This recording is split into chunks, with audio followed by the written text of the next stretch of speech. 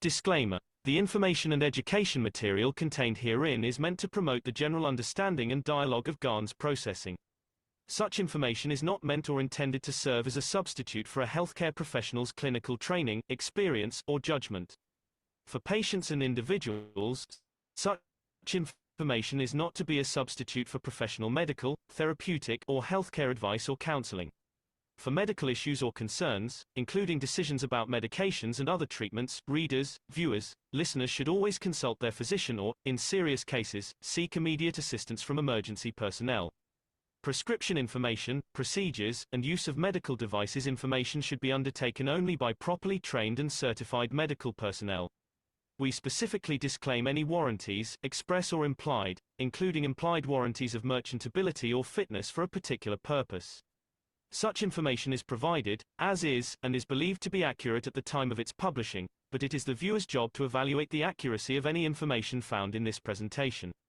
Every case presented is of their own experience, applied by themselves for themselves, and it applies to their case only. Every person experiencing health problems should seek professional medical advice and consult their course of treatment with a doctor. The processes of plasma balancing described herein are a natural process which supports the body but does not replace medical advice or therapies one is already subject to.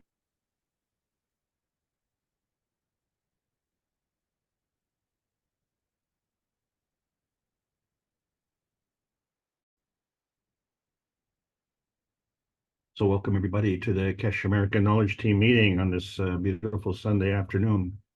And I hope you enjoy this trip today. Please remember that we are bringing together knowledge seekers from many different continents, and that's what makes this meeting so powerful.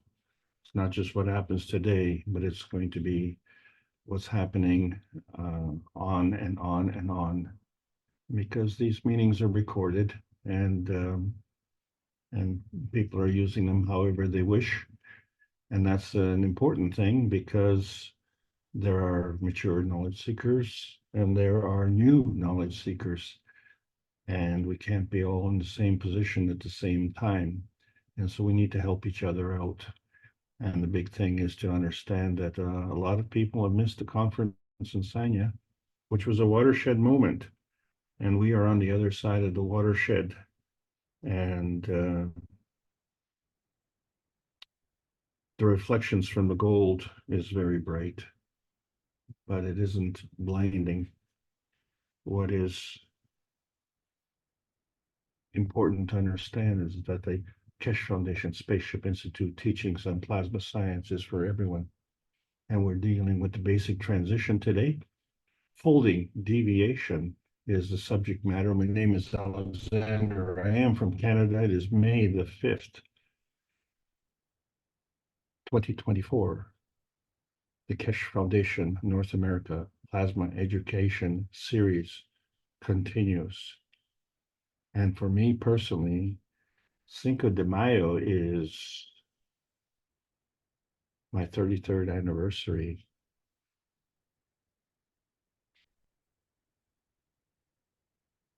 We have been doing the basic teachings for the last 4 years, and thanks to the impetus generated by the Brazilian community, and it has extended to the other communities as well, and it's going right around the world, in England, Italy, the Spanish community, all over the place, and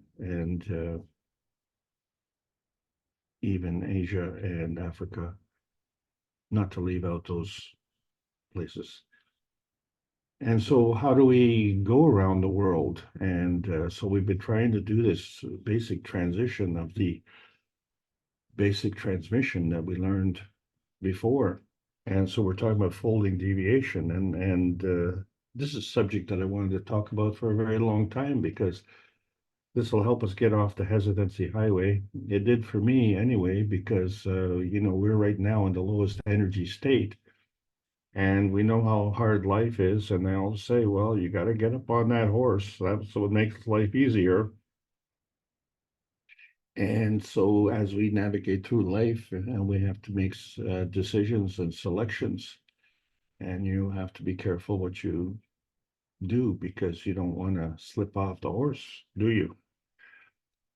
So we are trying to learn the books of Marantava Kolikesh in a way that we can just talk to ordinary people, not PhDs or and regardless of age, regardless of education. But the fact of the matter is, it's a fundamental question because we were born and we don't want to go through life not understanding how the universal order was created. And then we see in book number one, there's a creation of matter and there's a universal order. And in book number two, we see the structure of the light. And some may not be interested in that, but the fact of the matter is that that is a travel medium.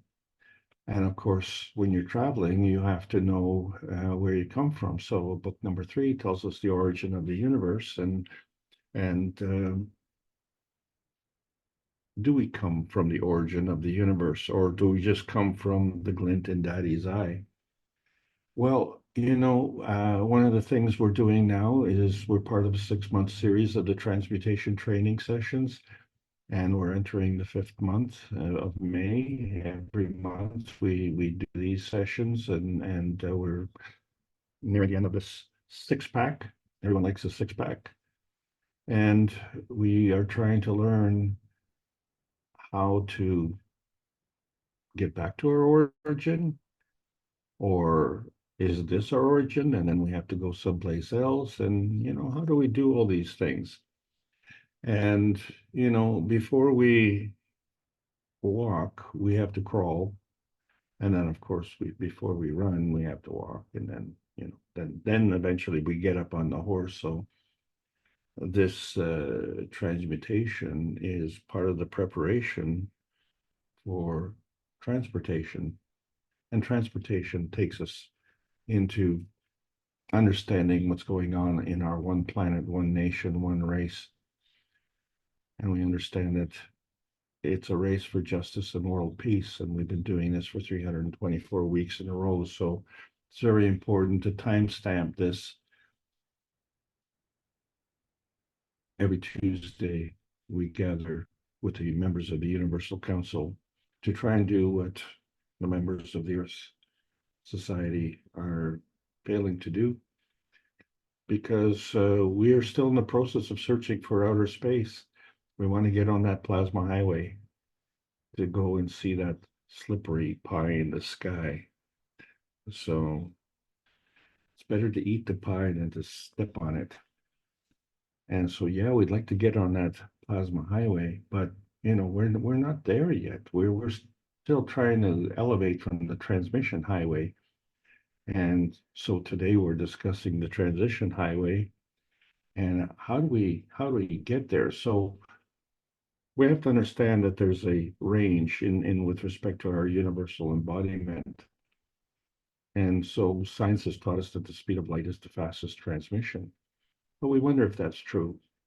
And then when we look at where we are and we look at the rest of it and we see how big it is, and my God, to get to the far end, does that mean we have to be bigger?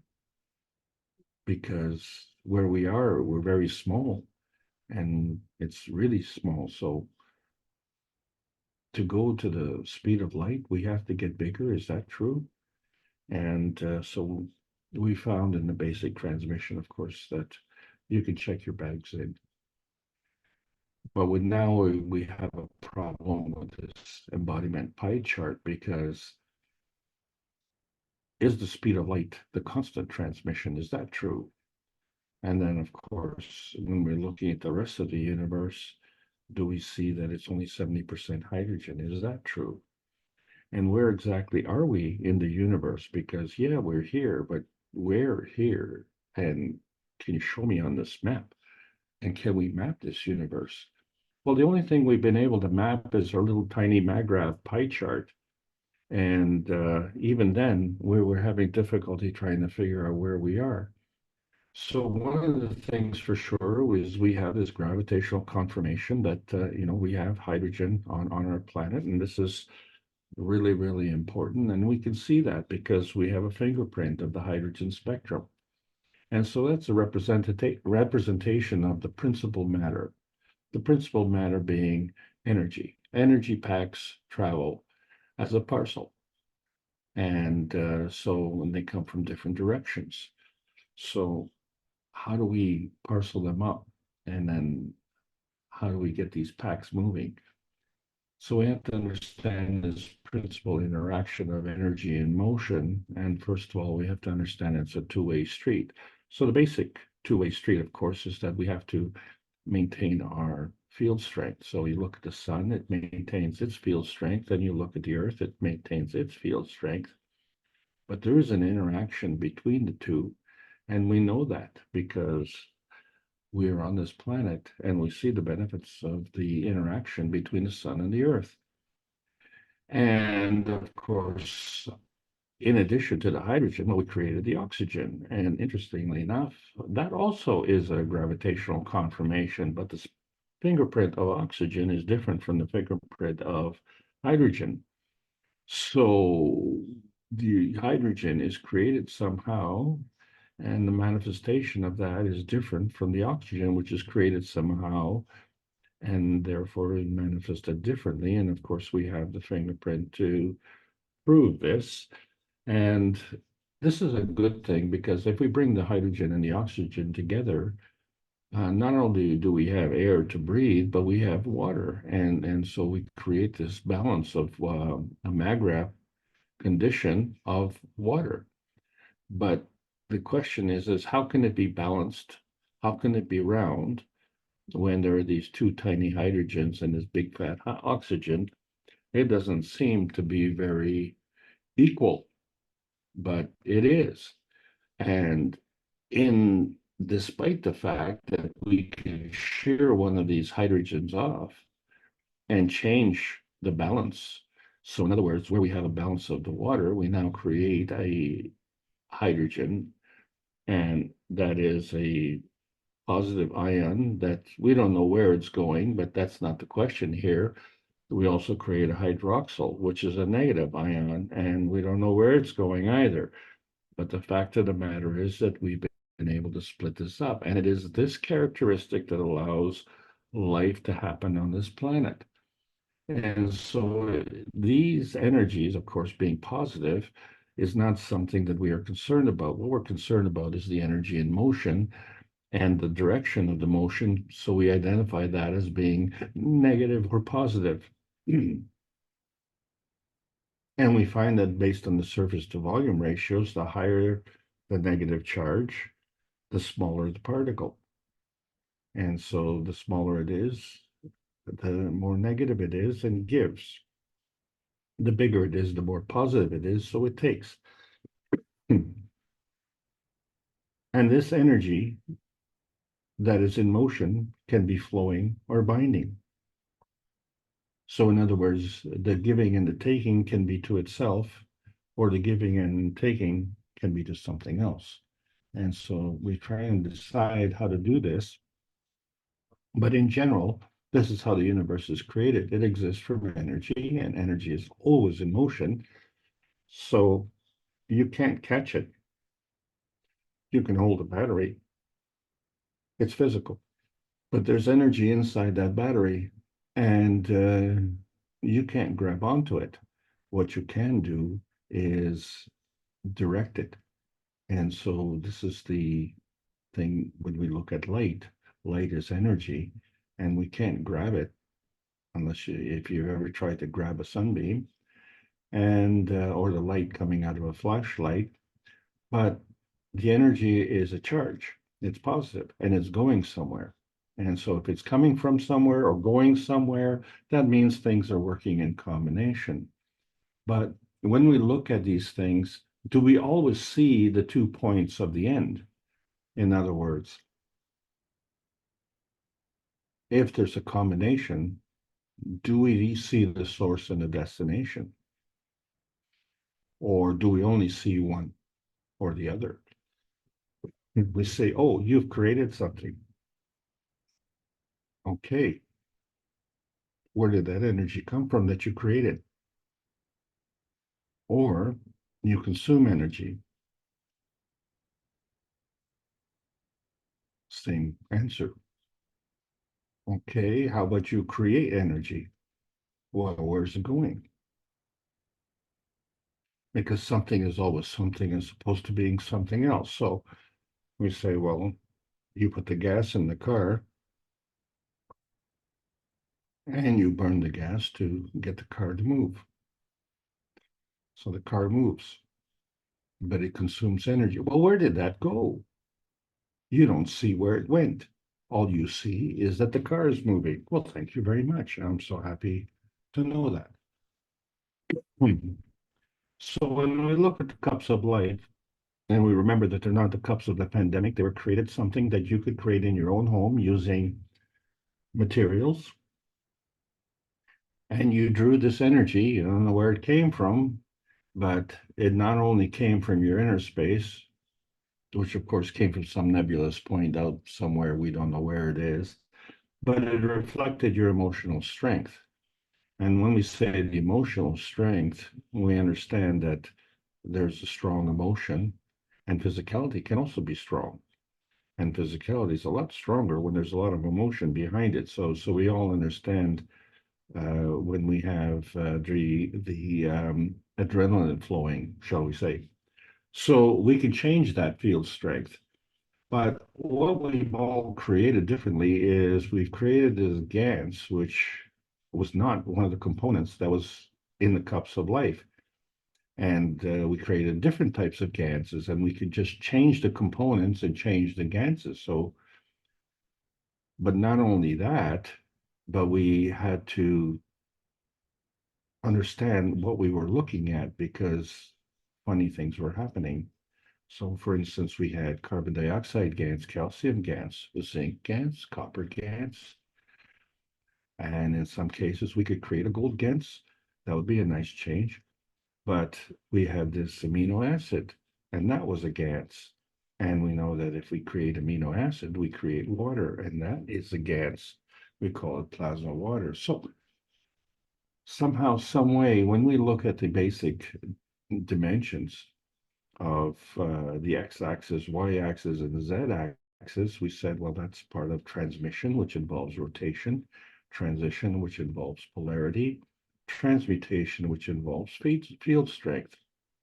But the thing is that each one of these, and we've only been discussing transmission, needs to have three dimensions as well. So we had the X, Y, Z axis of transmission. But if that transmission is at a lower energy state, then there is also obviously a higher energy state. So how do we transition to that dimension? And so what we've been discussing so far has only been the transition dimension of the x-axis. And what do we achieve from that? Well, we know that two forces can come together, but did we decide in which energy level it was? The only thing we decided was that these two forces come together and they create this x-axis dimension and y-axis dimension. And it's very important to understand this rule where the higher strength feeds the weaker strength. And so when you bring these two together, it implies a conflict point.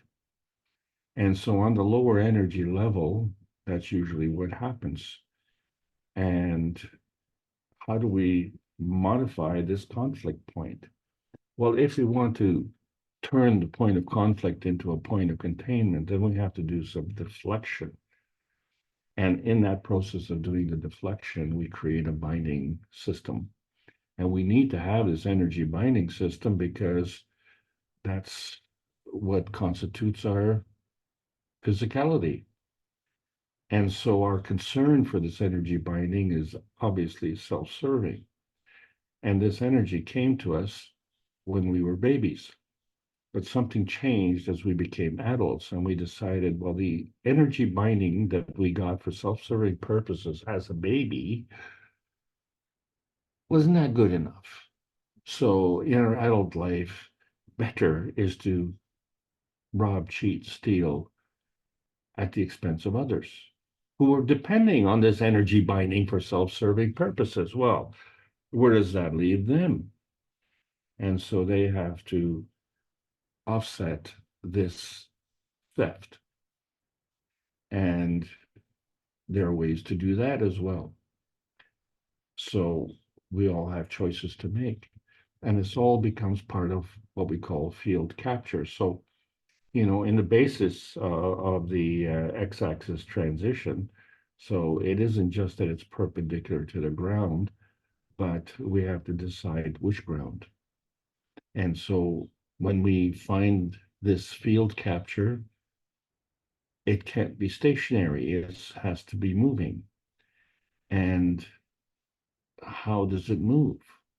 How does the position differ? And so when we look at the basic transmission, we see that the x-axis is rotation, the y-axis is polarity, and the z-axis is the field strength. So these are all different planes by axis, but we can move along that x-axis dimension. But we see that it's a coming together of all three of these axes. But that's only taking care of the one energy level. So clearly, there are others. And why do we know that? Well, if we want to learn about things in outer space, we have to be observant. So let's look at the rings of Saturn, because we see that there are visible rings, we see that there are visible shadows, and we see that there's a body of the planet, and between the planet and the rings, there's gaps. These are things we see. And in fact, there's gaps between the rings. And in fact, not only are the rings different from the body of the planet, but the rings themselves are different from each other. And so we can see a beginning of a ring and an ending of a ring, and then a beginning of another ring. And then each of these rings have their own position. So what causes that?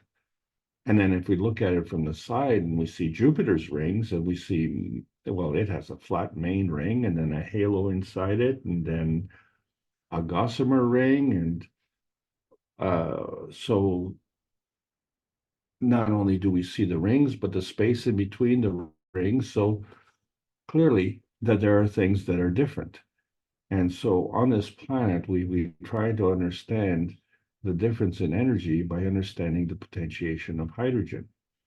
And so if we understand that things that are more complex are more stable, and we find that the higher the potentiation, the more gravitational it is. And when it's gravitational, water becomes alkaline. And so that means when it becomes magnetical, it becomes acidic. But when it becomes acidic, it is very simple and is very unstable. And we know it becomes very unstable because we have all been drinking soda pop, and we like the fizz. And that's that fizziness that we see is the unstable potentiation of hydrogen. And maybe we like the feeling of that fizz, and we drink this. But don't put it on your car, because you'll destroy the paint. Funny enough, when we look at the difference in the pH, we find that the DNA transcription also changes as per alkalinity or acidity. And so we relate alkalinity to a healthy structure of the DNA and acidic to an unhealthy structure of the DNA. And we see a transition, we see a trend. We talk about trendsetters. Well, as we become more acidic, we become flatter. And so that is the road to death. And not only are we in that area where the DNA is flat, but it is also anaerobic. And so we find that the bacteria that we were using to create an aerobic environment within our body was making us healthy. So the alkaline state is loaded with oxygen, of course, makes you healthy, but the acidic environment is losing its oxygen, and so it becomes anaerobic. And so that bacteria, which was life-giving, is now consuming your life. And so we find that roadkill disappears in about 9 days if it's left unattended. And so this is a natural selection process, and we need to compare that to man-made regulation. And so we say, well, selection has to do with choosing. And but we wonder who are the chosen ones, and well, wait a second, then who does the choosing? It seems to imply that the chosen ones do the choosing, do they? So when we look at this potentiation of range anomaly, we find that when we get to the extreme acidic state, that it seems to balance off with the extreme alkaline state. But the thing is that both of those states are extreme, but they're not the same. One extreme is magnetical and one extreme is gravitational. And so what is the balance of the two extremes? Well, it's the pH of 7, which is neutral. And so when we have this neutral balance here, when we have this neutral balance, not much is happening. In fact, we don't see what is happening because it's not visible. The only time we see what is happening is when we start to proceed towards the extremes. But we don't operate in the extremes.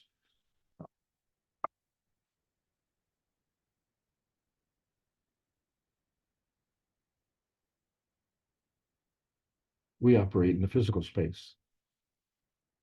So when we look at the periodic table of elements, choosing was chosen. How come we have all of these choices? Everything from hydrogen to copper and zinc, and all things in between. We even have gold.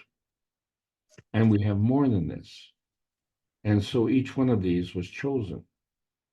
Where is the choosing criteria? Who did the choosing criteria? And so it wasn't us, was it? It was the Earth. The Earth in its Magravs feeding conversion, where energy is coming in and more is coming in through the process of absorption, which is the manifestation of attraction. That attraction is gravitational. But in order to balance that off, we have to have an emission, which is facilitated by repulsion, and that is magnetical. And so that emission goes out and more goes out. And so the more that goes out, well, the more can come in, so that we can have this balance between the magnetosphere and the core. And so everything else that's in between is affected by susceptibility. And that susceptibility is determines your position. So we are all quite happy to be in that biosphere susceptibility, which is at the surface of the planet. But some of us want to do other things. We want to fly, or we want to do mining and things like that.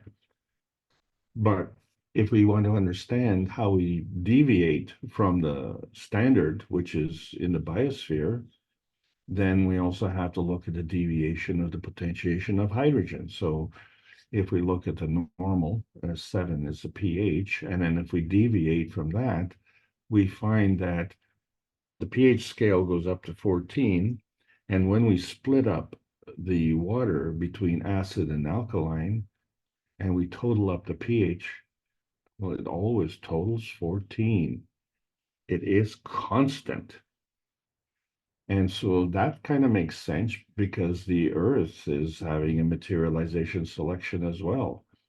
We find that whether it's gold or copper or oil, it's always location specific.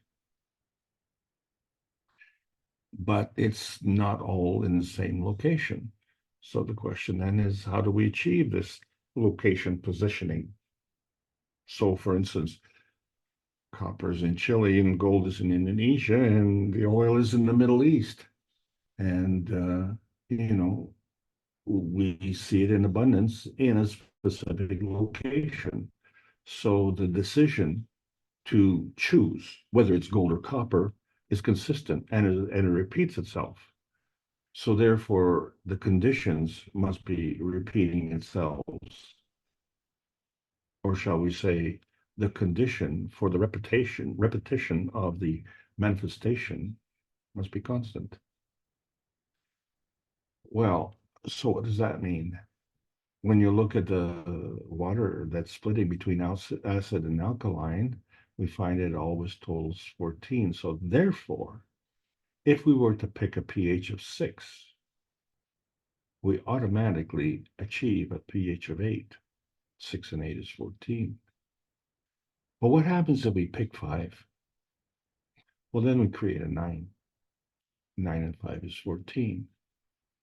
Well, wait a second. That's okay. So let's not pick the acid side. Let's pick the alkaline side. How about if we pick a 10?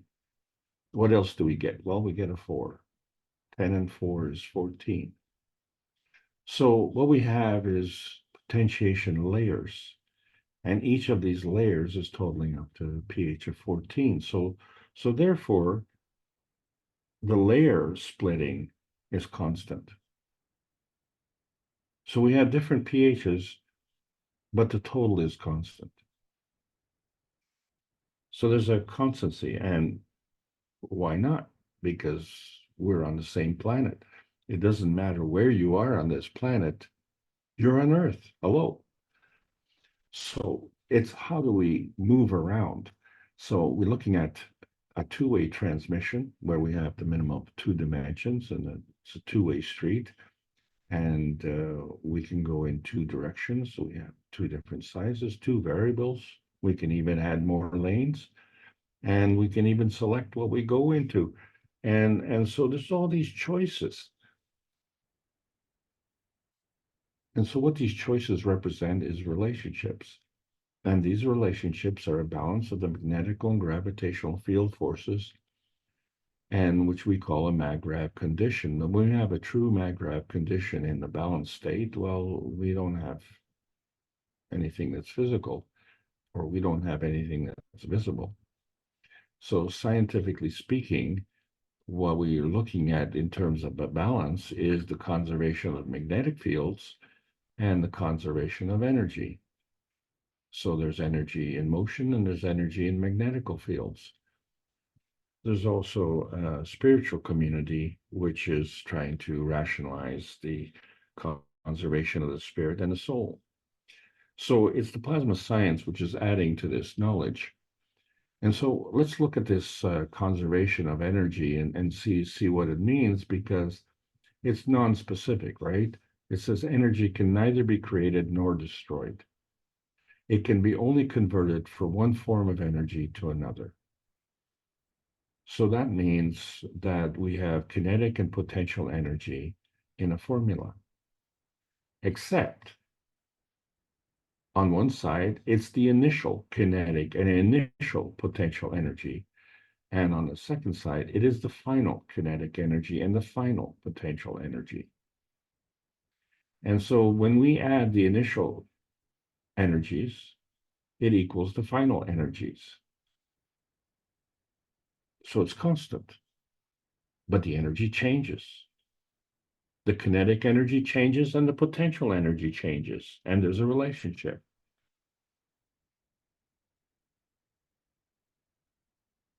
So we find that the characteristic changes. So the acid plus the alkaline always totals 14, we said, but the acid is oily and the alkaline is wet. And then we see that gravity seeks density. So since oxygen is more dense than hydrogen, that's why we have more oxygen on the higher pH. And so that is alkaline, that's aerobic. And so we have less oxygen on the acidic side, that's anaerobic. And this is constant relationship. Okay, so we're going back and forth. And so if we look at the potentiation of strength, then we can see that the initial energy is very strong, right? We say the strong feeds the weaker. So the initial energy has to be strong, and the final energy is weak, because the initial energy, in order to be strong, has to be complex and stable. So it has to be gravitational, and the weak energy has to be simple, and therefore it has to be magnetical, and all the other levels, all the other layers in between are based on susceptibility, except that the relationship is always constant. So there's a sequence. There's attraction of gravitational field forces, and we can call that the feedback. And then there's the repulsion of magnetical field forces. We can call that the feeding.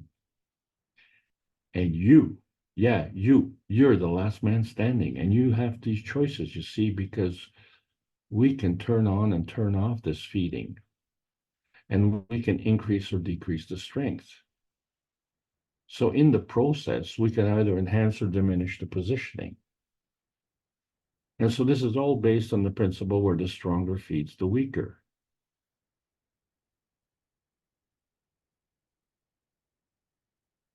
But it's a two-way street. So what does it mean to be stronger? And what does it mean to be weaker? So this is the study of the advanced science. And as we've progressed from microbiology to nanobiology and picobiology, and now we're delving further into the plasma biology, we have to understand this biology, because when we look at this nanobiology, we have to understand this crossover relationship from the plasma reality to the physical reality. And so we see many examples of these crossovers, like, we have a lot of form artifacts of this interaction, such as arteries and veins, blood and lymph, RNA to DNA, glucose and fructose, fat to protein, brains to brawn. And then there's the soul of the man and the soul of the body.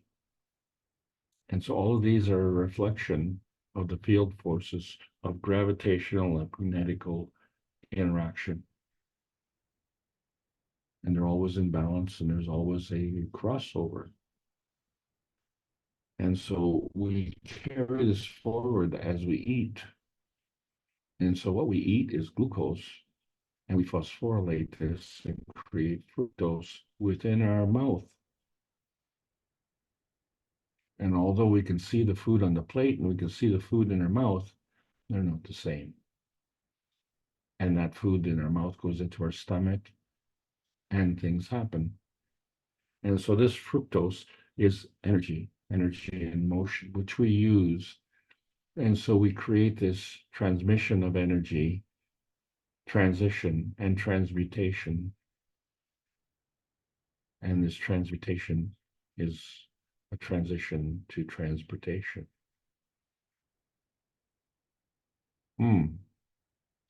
So we have a movement from transmission to transportation, because we have to cross over this blood-brain barrier. And that crossover point is the vanishing point. And when we cross over, we see that the right side of the brain affects the left side of the body, and the left side of the brain affects the right side of the body. But not only, we have a brain and we have a heart, and they interact.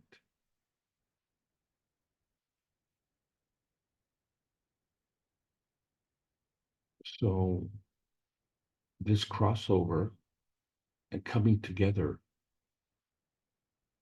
it's not a point of conflict, it's a point of deflection. Not to be confused with reflection or illusions. And so we have these rules, like we see the refraction of light and how light traveling through the air, and when it hits through the water, it changes its angle. Why does it do that? Because we don't understand that the speed of light is constant. And we see there's a relationship between the wavelength and the frequency, and that relationship is always constant. And yet the colors are different. So by reducing the wavelength, we increase the frequency. And by increasing the wavelength, we reduce the frequency. And so we have this range from the red to the violet. But then there are extremes. There's ultraviolet, extreme infrared and extreme ultraviolet. And then there's the beyond. But in all cases, the relationship between the two is constant. So how do we get this change if the speed of light is constant? So what we have to look at is the density of the energy. And so how do we get this difference in frequency? Because the path has to be shorter. And if the path is shorter, then we can increase the frequency. So the speed can be the same, but we shorten the path, which means the shorter the diameter of the rotation, the more times we can go around in the same amount of time. So we get a difference in frequency. So that accounts for the difference in light. And so when we talk about angles, and we look at the famous Brazilian mathematician, Crespidon, and he's seen us as mathematical residue, excuse me, because he was a mathematician. And so he discovered, well, God is a set of mutually perpendicular lines of force oscillating upon themselves. And so we see that they all have to work together to get from here to there. And they can't take the same path. So there has to be a deviation. And then to facilitate that path within the Magravs condition, there is no straight line. So if we were just to look at the x-axis, meaning the red line, and understand way back, we talked about the surface to volume ratio and what it means to go from 2 dimensions to 3 dimensions and more.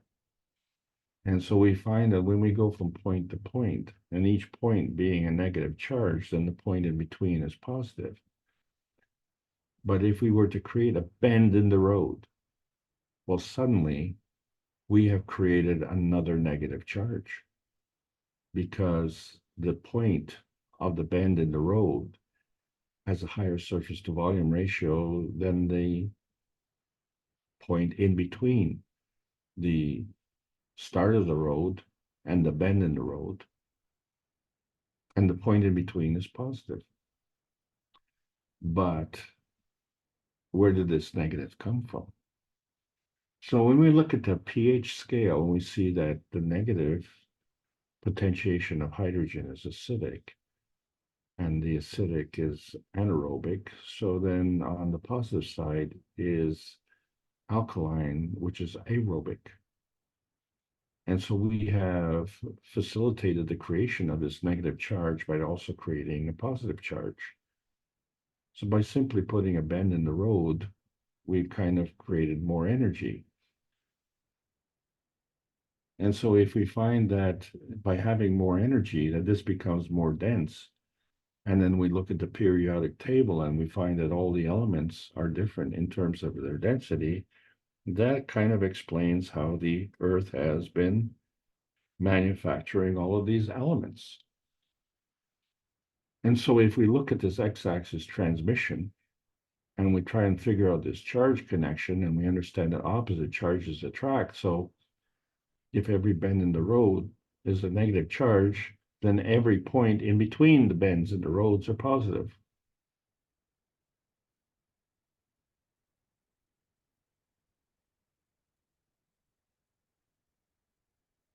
So now we have a map. And this has been one of the most difficult things to understand.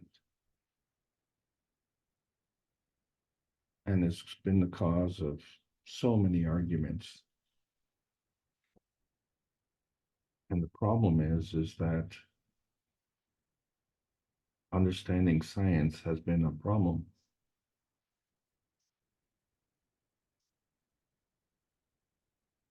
Once I understood that the negative charge gives, and that's all I needed to know, then everything fell into place. So let's look at the fatty acid chains, right? So if we look at the hydrocarbon chain, we find that amino acids link up to produce these hydrocarbon chains. And one side is a methyl, and one side is the carboxyl. And the CH3 is obviously less than the COOH in terms of density. So there we have a Margraaf condition, a balanced condition, but not of the same density. And what about the stuff in between? And then when we look at the stuff in between, we see that, well, there are double bonds, and there are single bonds, and there's all sorts of wavy stuff that's going on. And when we look at the different fatty acid chains, we find that, well, some are called 6-omega fatty acids, and some are called 3-omega fatty acids.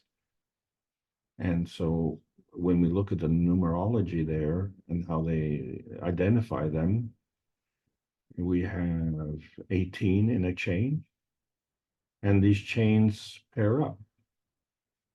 So there could be 18, there could be 20, there could be 22. There are all sorts of different numbers, but they're all even.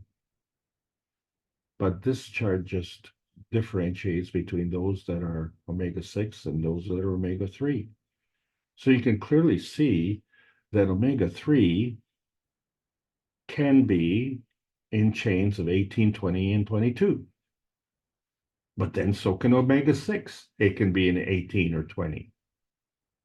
Well, if you can have omega-3 in one and omega-6 in the same one, then that one is not the factor. And then if you could have a chain that is different in length in the omega-3 and in the omega-6, then the length of chain is not the factor. So what is the factor?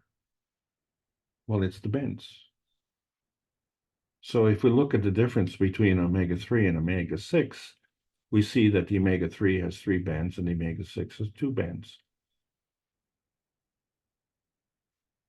So clearly, 3 bands have 3 more hydrogen, and 6 has only 2. And it also means that there's an equal and opposite positive charge on the other side. So the positive charge on the omega-3 is not the same as the positive charge on the omega-6. Although it looks positive, it looks the same, but, 3 is more than 2. So if 3 is more than 2 and 3 is more dense than 2, then 3 is gravitational and 2 is magnetical, and 3 is a stronger field and feeds the weaker field. So this deflection advances into what we call twisting. And twisting isn't just twisting, because there's also a tightening. So we found with the DNA that the more acidic it gets, the less tightening we have. So the more alkaline it gets, the tighter it gets. And when you have this tightening, you could also have this coiling. And then when you have this coiling, you can create a tunnel in between, right? Because in order to put all the energy into the coil, you have to create this hole in the middle, just like you look at the bamboo pole or a concrete pole. They're hollow inside. And so that creates another pathway. So these are all part of the matter-gen state. So this is energy that is created through this twisting. So what are energy packs? So getting back to the water, we find that the energy packs are part of this electron shearing, that hydrogen plus. That hydrogen plus is now an energy pack. It's a plus pack. But wait a second, what about the hydroxyl? That is now a minus pack. They're both energy packs. But the thing is that the hydrogen pack is going somewhere and we can't see it. But the hydroxyl will combine with something and we will be able to see it. And so we find that when we look at sugar and how it's created, we find that it's a combination of both a hexagonal structure and a pentagonal structure. And there's a lot of similarities, but it isn't just symmetric and it isn't asymmetric. It's not a reflection. It's not a refraction. It's a twisting. And since the hexagon is more dense, it's gravitational, and the pentagon is less dense, it's more magnetical. And the thing is, when you look at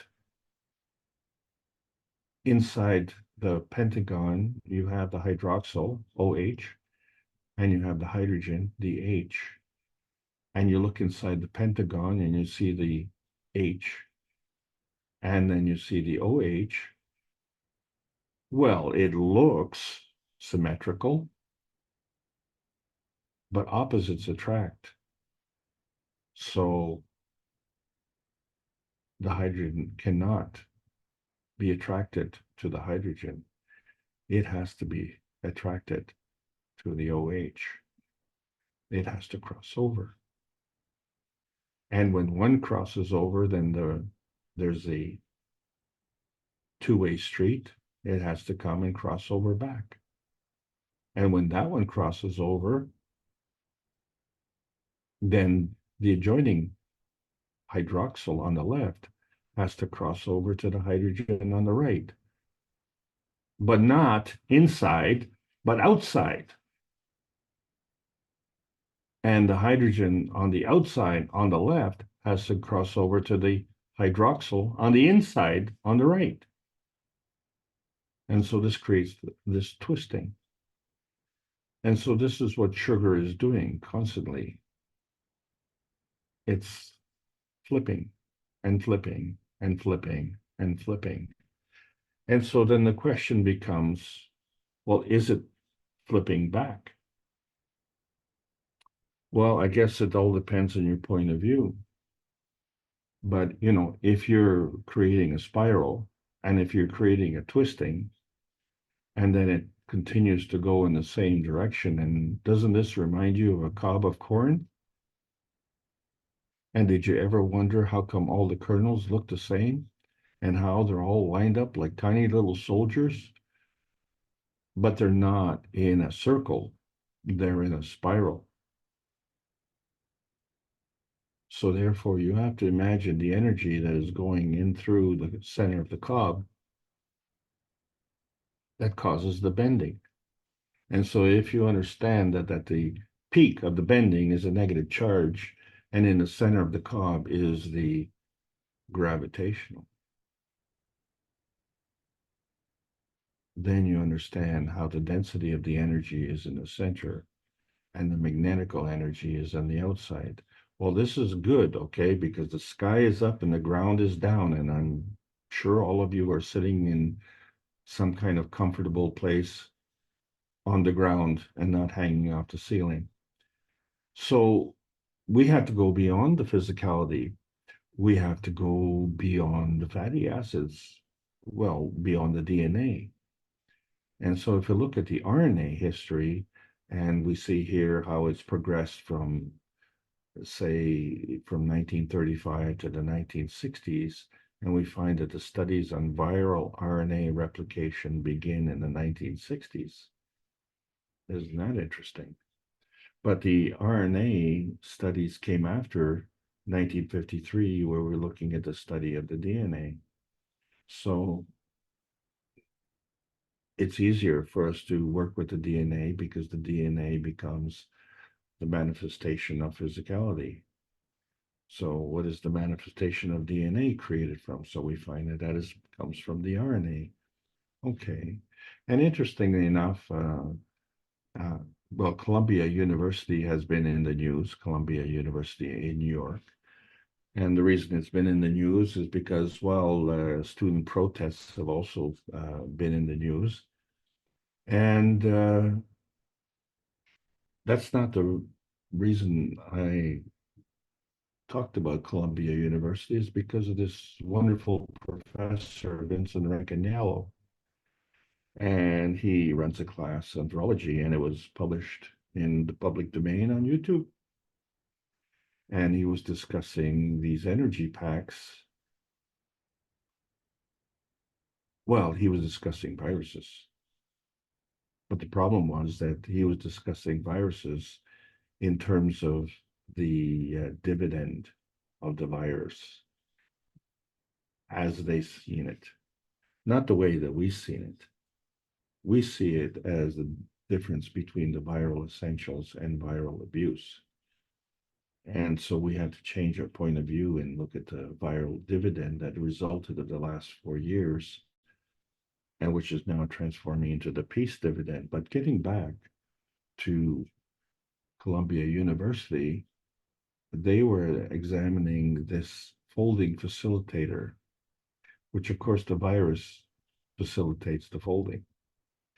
We understand that the amino acids form a chain, and more than 3 amino acids fold over into protein. But these are the intermediate steps where you have a polypeptide chain. And so we've discovered that of one single folded polypeptide chain, we have an asymmetric unit, and it's built on one or more subunits. And when we look at the facilitators, which are the viruses, we find that there are multiple virus foldings. So in fact, there's a V1, V2, or a V3. And since we understand the charge basis on the folding, we can see that the points are negative. The flat sides are positive. And we can see that when we have 2 positives, in between is a flat side. I'm sorry, we have 2 negative points, in between is a positive flat side. And so somehow opposite charges have to attract. The negatives and the positives have to come together. And so they come together and they create this folding deviation. And so the basic structure ends up being triangular. And then when you put these 5 triangles together, they create a pentagon. But the problem with this folding is that this folding isn't just within the triangle, but it has to align itself with the adjoining triangle.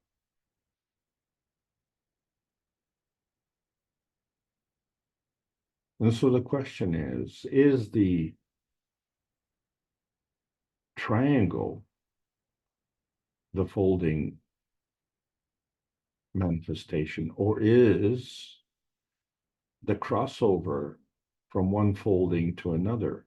Because you understand this is a 3-dimensional thing. So not only is the side manufactured from the three. So let's say in this case, the blue, the green, and the red. But the one triangle adjoining the other triangle is not flat. There's also a bend. There's a bend between the triangles. And so to facilitate that folding, there has to be another angle. So it's not the blue, the green, and the red within the triangle. It's the blue and the green in the one triangle in the center and the red on the adjoining triangle. And the combination of those three creates a shape. And if you look at that shape, you've got a lot of points and you've got a lot of flat sides. And each of these points is negative, and each of those flat sides is positive, and they have to kind of link up. And you say, well, they link up point to point and side to side.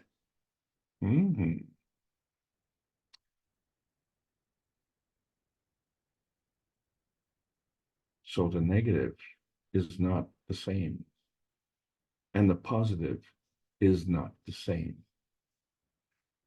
The relativity is the same. So the balance between the positive and negative has to be constant. But the energy consumption is not the same. There has to be a folding deviation because it's not flat, it's round, it's spherical.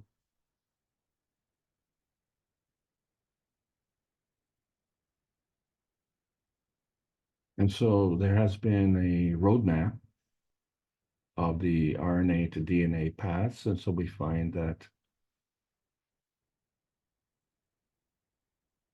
there's an RNA feeding to the DNA, but there's also an mRNA feeding to the DNA. So we find that the one feeding is the feeding of the energy coming from the virus, and the feedback is coming from the mRNA, which is a feedback virus.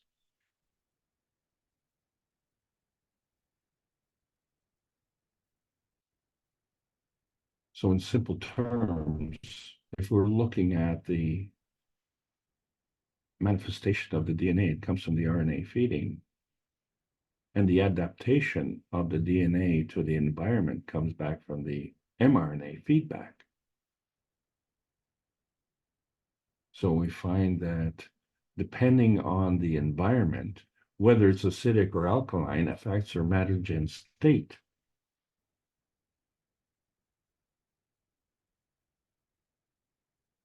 So in other words, to be able to connect with this feedback,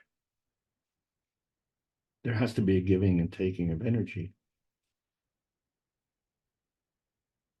And in order to be fed, there has to be a giving and taking of energy.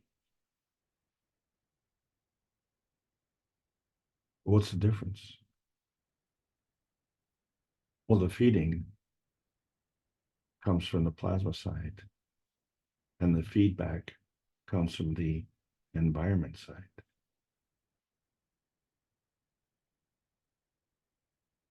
Is the environment side in a plasma state or a physical state? Well, somehow we have iron in our blood, but we also have steel chairs and steel tables and steel cars. And there's iron there as well. So there's a difference, isn't there? So we resolve this anomaly insofar as the higher transmission has these gaps, and it's these gaps that we have to understand. So when we're talking about what is higher and what is lower,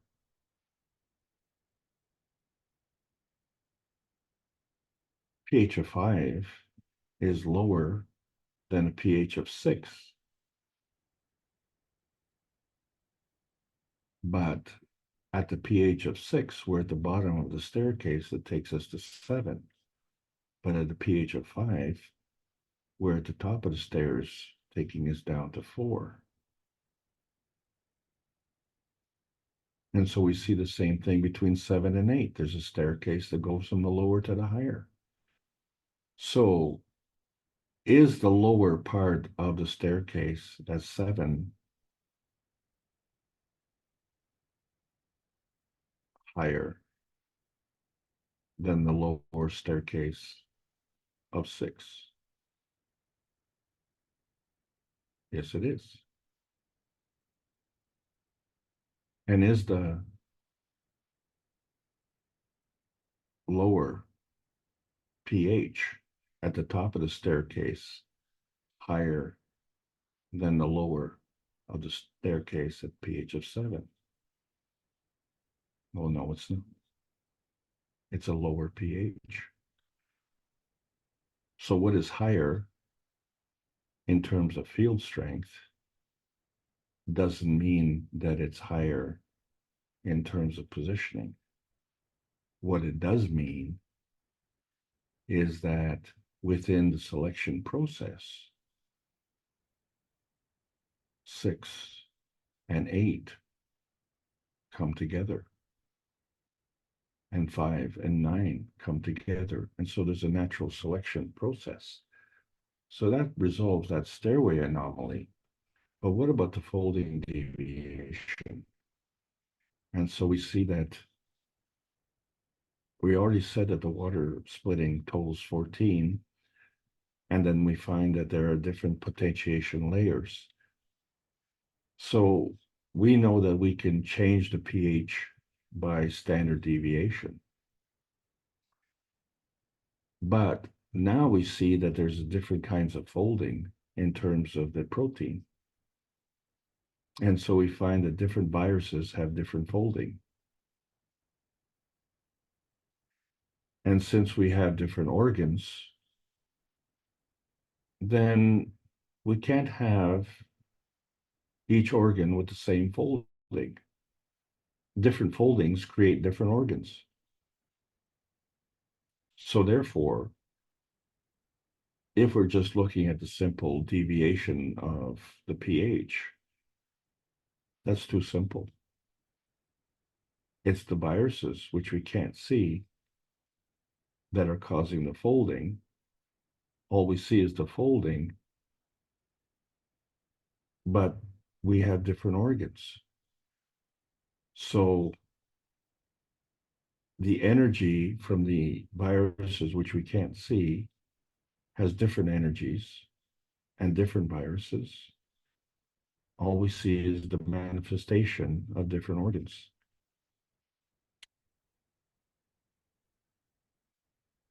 So if we are looking at energy transition,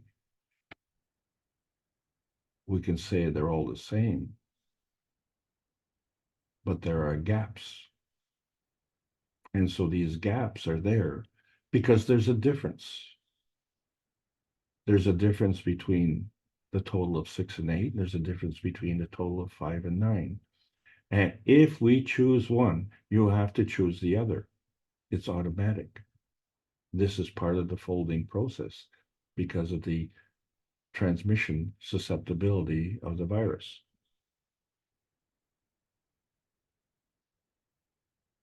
So what does that mean when we talk about the flat Earth frequency?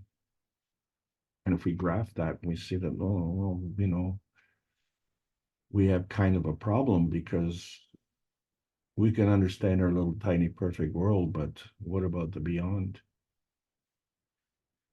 And so now if we understand charge frequency, and we understand the folding, then we can understand the difference between the peaks and the valleys in our little biosphere. And so we can assign a charge. I'll say the peaks are negative, but so are the valleys. And then, of course, we create hydrogen and we create oxygen. However, there's a change.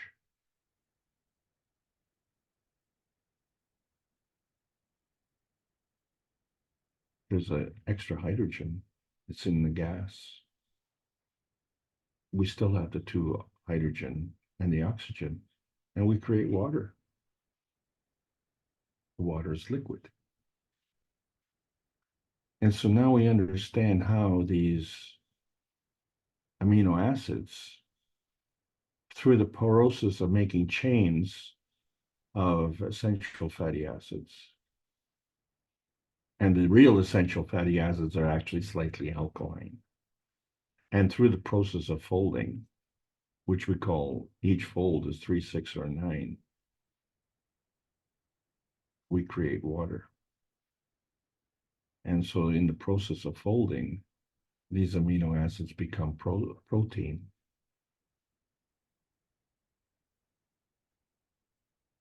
So in the folding process, we create protein and water. And the balance of the protein and the water is constant.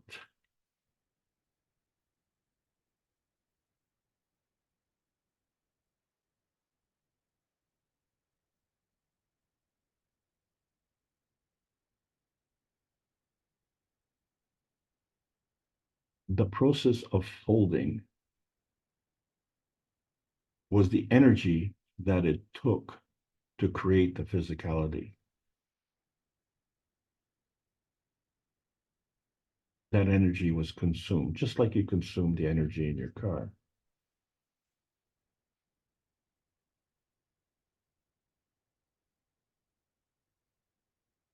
And so that hydrogen that was created through the folding process becomes part of the energy that is giving. And that giving of energy creates a balanced field in the water that it creates in the physicality. Can you see the star formation of the creation of the water with the two hydrogens as the base and the emitting hydrogen as the top of the star formation? And we do know that we have hydrogen energy in a plasma state. And of course, we do know that we have plasma water.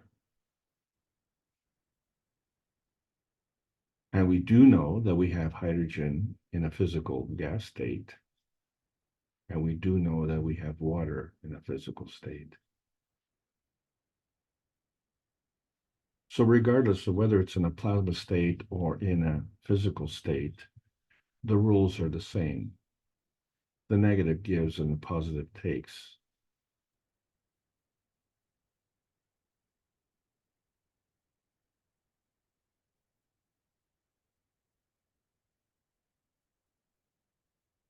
The positive is gravitational. The negative is magnetical. And it was understanding this and going through all the debates and discussions for people who didn't understand advanced science, and I was one of them, understanding the negative charge principle, where the negative gives and the positive takes. The only decision that we had to make was, can the energy be flowing or can the energy be binding? And since nothing is nothing and everything is always something, so the question is, how is that energy interaction happening? So we have to understand that this energy is always coming as an energy pack. And so we see that the energy comes as a virus because the virus itself is non-visible. And so it creates a charge gradient. And then that gives it a gradient charge to interact, and it affects the way it affects the way it interacts, I'm sorry, affects our lifespan. And so the ideal life quality is to have a balance between the aerobic and anaerobic. And so we have to understand that a virus has to have a host in order to exist. So it's energy in motion. And so that host manifestation is due to the folding, which causes energy depletion. Some of that energy goes into the absorption of the host manifestation.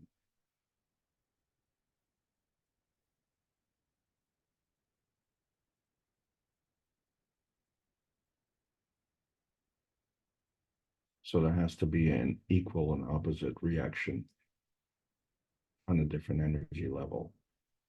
The x-axis transition to a transmission of a higher energy. But there are extremes. And in these extremes, we have deviation could lead to degeneration, and repulsion could lead to revulsion. They're both extremes, but we know that these extremes are not the same. The magnetical field has a lack of absorption.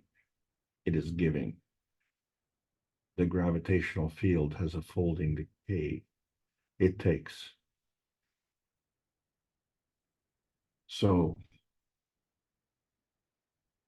they say it's the floor is wet and could be slippery. Well, we could slide out to flat Earth if we're not careful.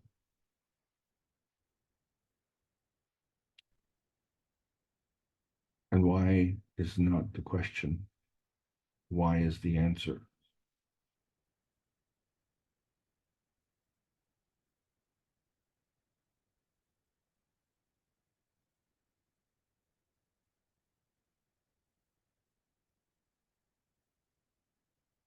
These are all representations of folding deviation. And so the universal body enhancement spaceships units are delivering food energy, drug energy, addiction energy. These are all addictions, food and drug and energy depletion.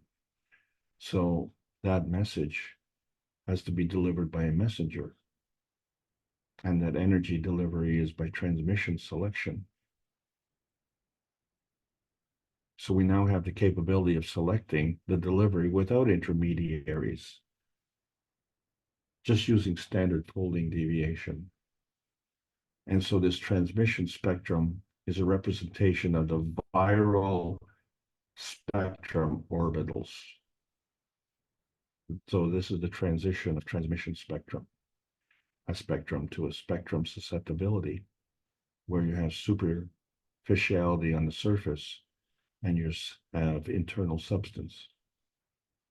And so the difference is in the physicality, which is of a weaker strength, and the plasma substrate, which is of a higher strength. And so we look at this point of containment and we say, well, it's all part of the visible light. With the visible light, it is part of our constancy. But there's a one step beyond in the extreme ultraviolet light, and another step beyond in the infrared. So these transmission orbitals are part of the communication, and communication only requires an antenna, not a map, because this energy is always in motion. So the release of the binding energy precedes the retrieval of the beneficial energy. And so the field release has to precede the field capture. The giving has to precede the taking, and therefore the emission has to precede the absorption. So motion itself cannot exist without coexistence, because motion is a product of existence. Motion and coexistence reside in both matter states. So we can be plasma dominant and have a tuning, but that tuning has to precede the physical dominant tuning. And that tuning is in balance. And that tuning balance is constant.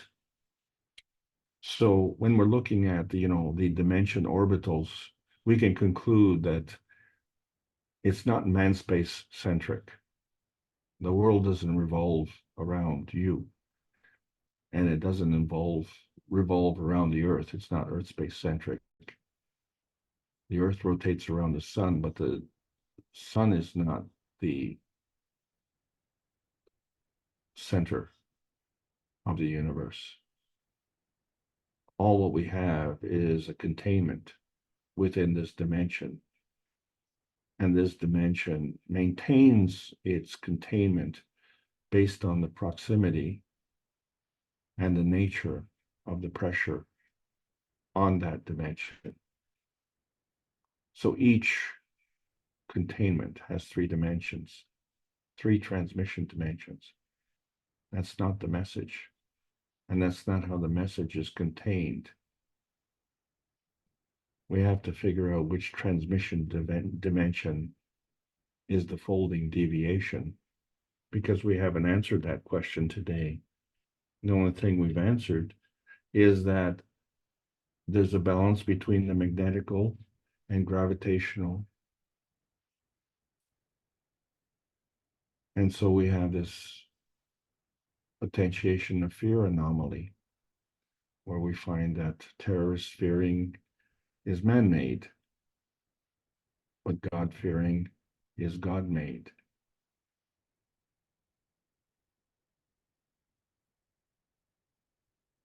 This fearing is extreme. These 2 extremes are not the same.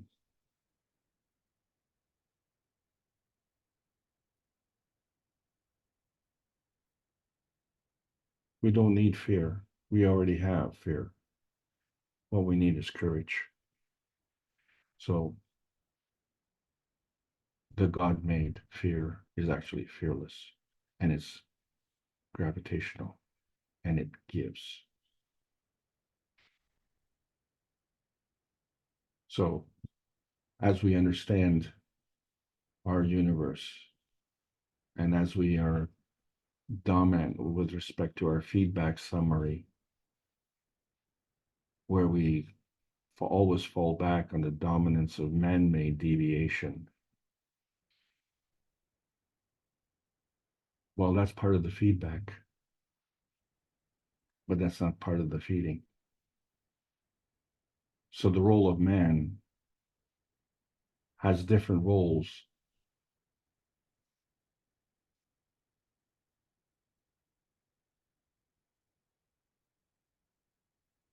So we have to adjust our target to the reality dimension. We are what we create. And what we create here on Earth space comes from some space. And what comes from some space comes to our Earth space. And we can travel within it, or we can travel anywhere. But we have to understand the difference between the matter plasma dimensions, the physical gravitation, and the plasmatic magnetical field forces. Man is 2 feedback dominant. We have to understand that that is the product. That is not the creator. And we are just an antenna accepting the feeding manifestation,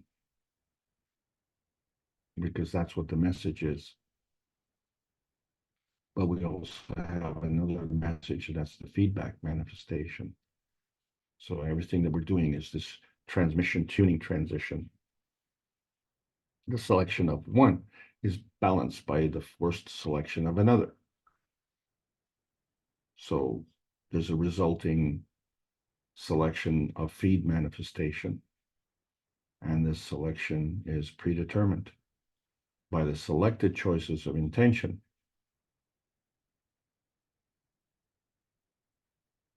And we don't need to go to the extremes We just need to go to select the standard folding deviation that brought us here in the first place as babies and allowed us to grow up into adults. And as adults, we're launching the KAKT space plasma research teams so that we can understand this science better, so that we can get out of this feedback dominance and have a new selection process, because we're in the post March 15th, 2024 era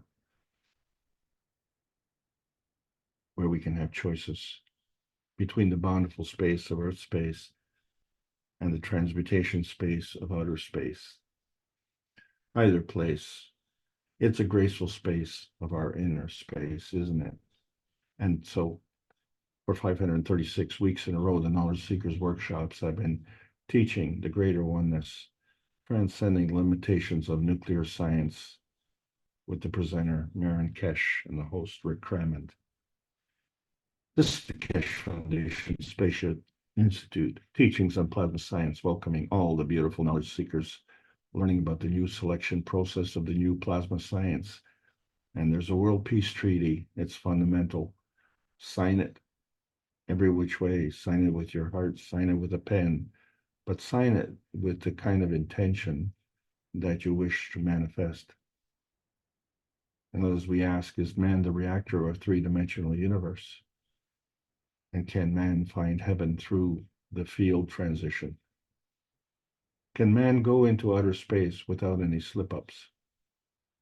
As we mind the orbitals of the three dimensions of truth, trying to understand standard deviation without intermediaries, we select the message deviation of transition in various physical transmission dimensions. And the plasma science needs to continue to be delivered daily in exchange for peace on Earth. So welcome to the new outer space age. And I hope you enjoyed today's lesson. Thank you so much for allowing me to present.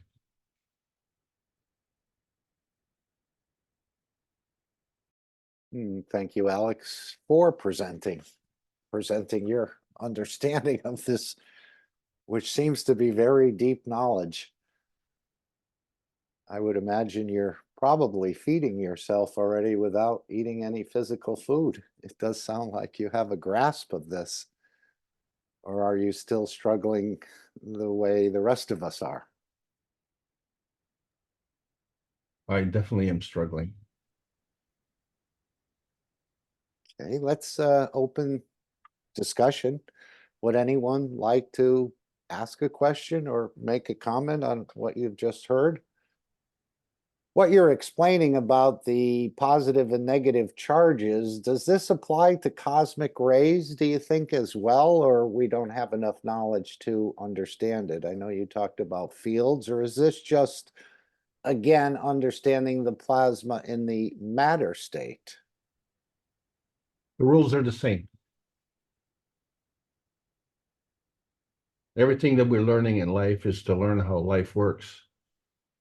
So it works here, and try it, work it out.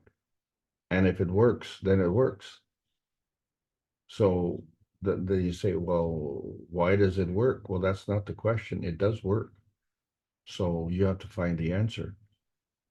And when you can't see the answer, or you can't touch it or feel it, or you don't have the scientific equipment to measure it for the purposes of verification and validation, then you have to resort to other ways and means.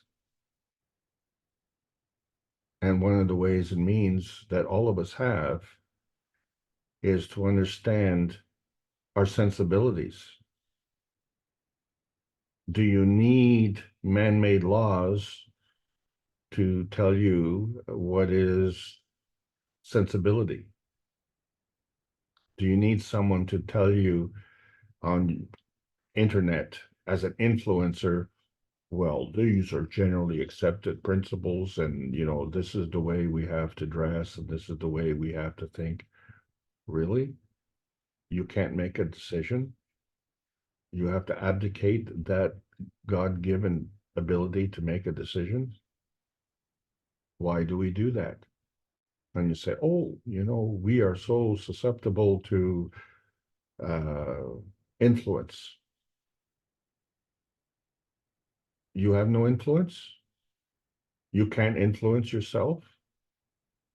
I know when we were teenagers and the parents said, well, we're going to go away for the weekend. So, please take care of the house, don't make a mess.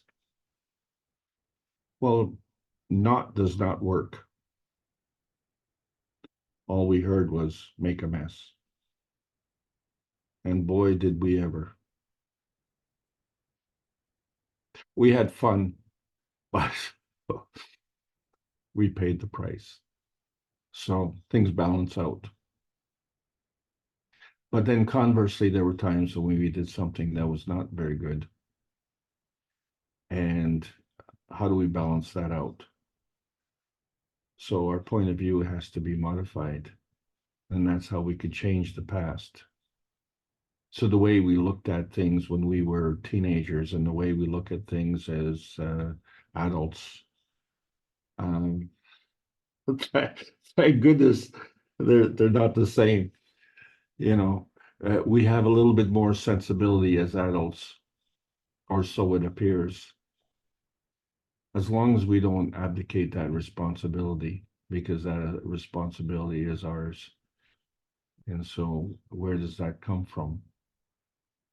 And they say, oh, I had a good upbringing. Really? When you were a baby, when you were born, did you have a good upbringing? You weren't even here yet.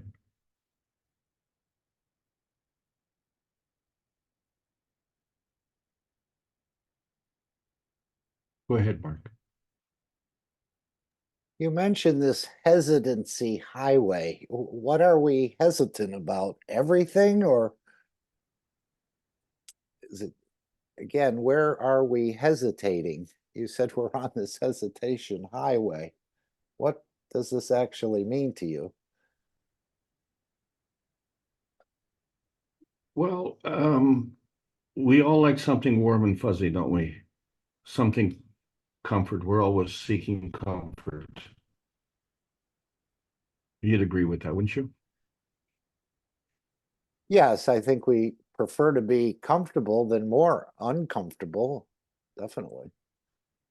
Yeah, so things that we don't know or don't understand causes us anxiety. And so that's a representation of change. And so a lot of people will associate change as being something that causes anxiety. But then the lack of change can also cause anxiety. So like if something is not working and you continue to do that, will that not cause you anxiety if you know that it's not working? So that change would be welcome. But if you're in a good position, let's say, you're someone who has buckets of money. Well, what is the number one thing that I'm sure a vast majority of the population always struggles with? That would be the monthly bills. So Yes, I someone, was gonna say the bills. yeah. So if you don't have to worry about the daily bills, then you are living in comfort. And if you are worried about the bills and you don't have the comfort of taking care of them, then you have to do something about it. And then if you don't, you will become extremely uncomfortable. You'll be kicked out on the street. So this is the kind of fear mongering that is going on in our lifestyle, whether it be just to pay the bills or whether it is in a war situation. It's the same thing. It's very uncomfortable. And so there are those who are not experiencing that discomfort, but for some reason they are inflicting that discomfort on others. And the more they do that, somehow it makes them more comfortable. And this is all part of the lowest energy state, because they in turn become lazy, you see, because why should they draw the energy from the universe when they're comfortable? And by ensuring that they suck all your energy, they remain uncomfortable. They remain comfortable because you're uncomfortable. So this becomes a hesitancy to change. So a lot of people, their first objective in life is to make a lot of money so they can get off that treadmill we call the rat race. And then what? Once you're off that treadmill, then what? Well, then leave me alone. Leave me alone in my own comfort zone. Please do not disturb. That's the hesitancy highway.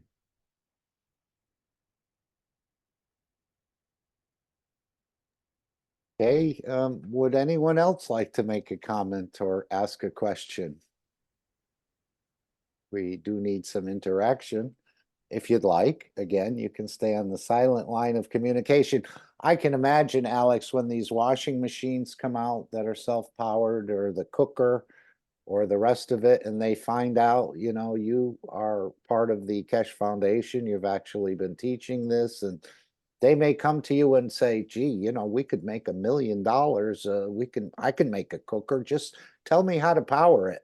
Would you be able to do that? Or would we be able to do that? Or do you think that is going to be kept within the structure of the foundation? Because I can see a lot of people thinking they can make a lot of money off of this self-contained hair dryer or washing machine dryer and the rest of it. Just tell us how to do it. We'll make them. We'll make a lot of money. Do you think that is at all possible to happen? Or will the manufacturers be, in a way, gifted or licensed to use this technology, and keeping it quite secret in a way? They're not going to be sharing it, are they, with the public at this point? Because So I can answer you. Yeah, Yeah, sorry. go ahead.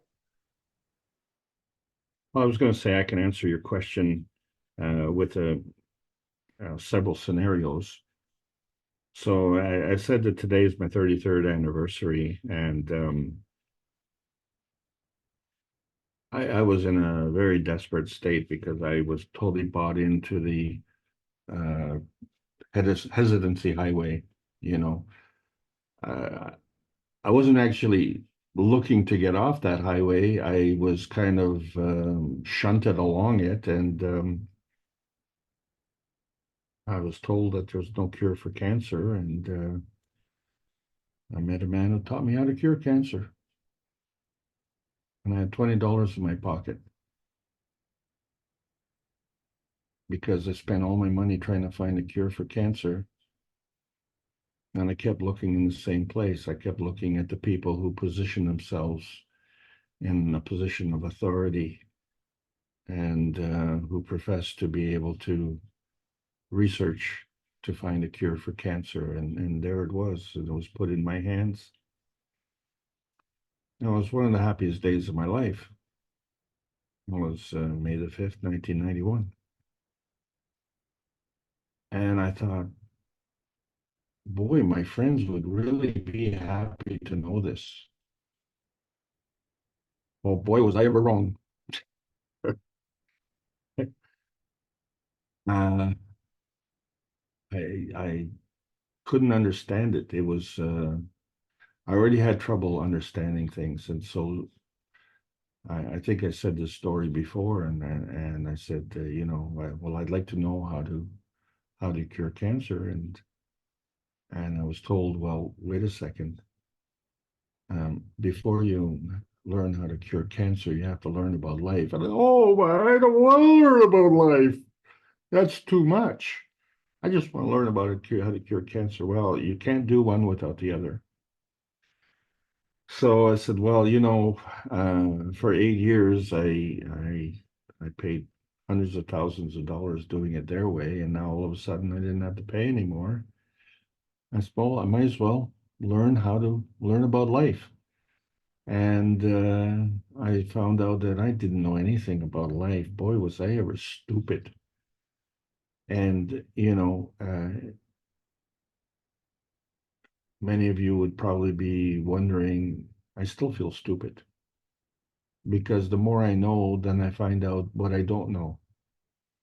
And back then, I knew everything, so I didn't know much. I did not know much. And now I know so little, and then now I don't know a lot. It's frustrating. However, there were basic rules, and I had to learn those rules. And until I learned those rules, I was having trouble understanding, and I would get angry. And so when I say I'm having trouble now, and I'm still getting angry, but I found out where the anger is coming in, and it's coming. Mr. Cash talked about it about 2 weeks ago, and he's talked about how we're stuck on this hesitancy highway because we're getting impatient. That's what's going on. We're starting to realize that we're on the verge of breaking through. Well, insofar as we have broken through, it's just that our friends don't want to hear about it. And so you say, well, are they all going to come back to you and say, oh, we can make a lot of money? Well, I'm not even sure that that's the prime motivation. I think for a lot of people, and this is true of our teenage youth, come Friday, they want to get stoned or they want to get drunk, and they measure the amount of fun they had on the weekend by how little they remember. And I remember being in high school, and how was your weekend? Oh, it was great. I got pie-faced on Friday night, and I don't remember a thing until I woke up Monday morning. So, oh yeah, that sounds like a great weekend. Yeah, that was a lot of fun. And maybe it was. Maybe that's what he needed to do. He needed to get out of the physical state. And what did he do all weekend, while he was passed out? The soul was probably relieved. Oh, thanks very much. Who wants to be part of your stupid body? And that's what it is.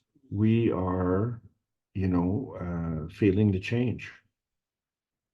And we don't want to do it the old way because the old way didn't work. It kind of worked, but it didn't. We had some problems with putting square pegs into round holes, and then because we had some tools to jam it in there. Take the square peg and put it on a lathe and make it round, and then take a sledgehammer and pound it into the hole. Sure, that works in physicality, but how do you create things?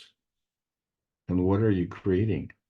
And why are you creating it? And in the process of creating it, are you doing anything worthwhile? Is that what you really want to do? And many of us never get the choice to do something that's worthwhile. And you see, there's a catastrophe happening right now in the automotive industry, and it's not our doing. The factories in the United States are closing up. They're shipping all the jobs to Mexico. This is good for Mexico, but all these qualified workers, and I talked to a lot of auto workers, and they would brag about how they'd work on the same job for 30 years. Well, that's okay if the company is still there for 30 years, but if the company decides to close up and they do this on short notice, well, so much for your 30-year pension. And that same thing happened when the Brazilians bought all the mines in Canada here. You know, all the miners were paying union dues to cover up for, you know, future necessities. And when the mine was taken over by foreign interests and all the miners were fired and the union was disbanded. And then, of course, there was no money left over for the people who paid the union dues and said, "Oh, I paid union dues here for 30 years. And what do I have left?"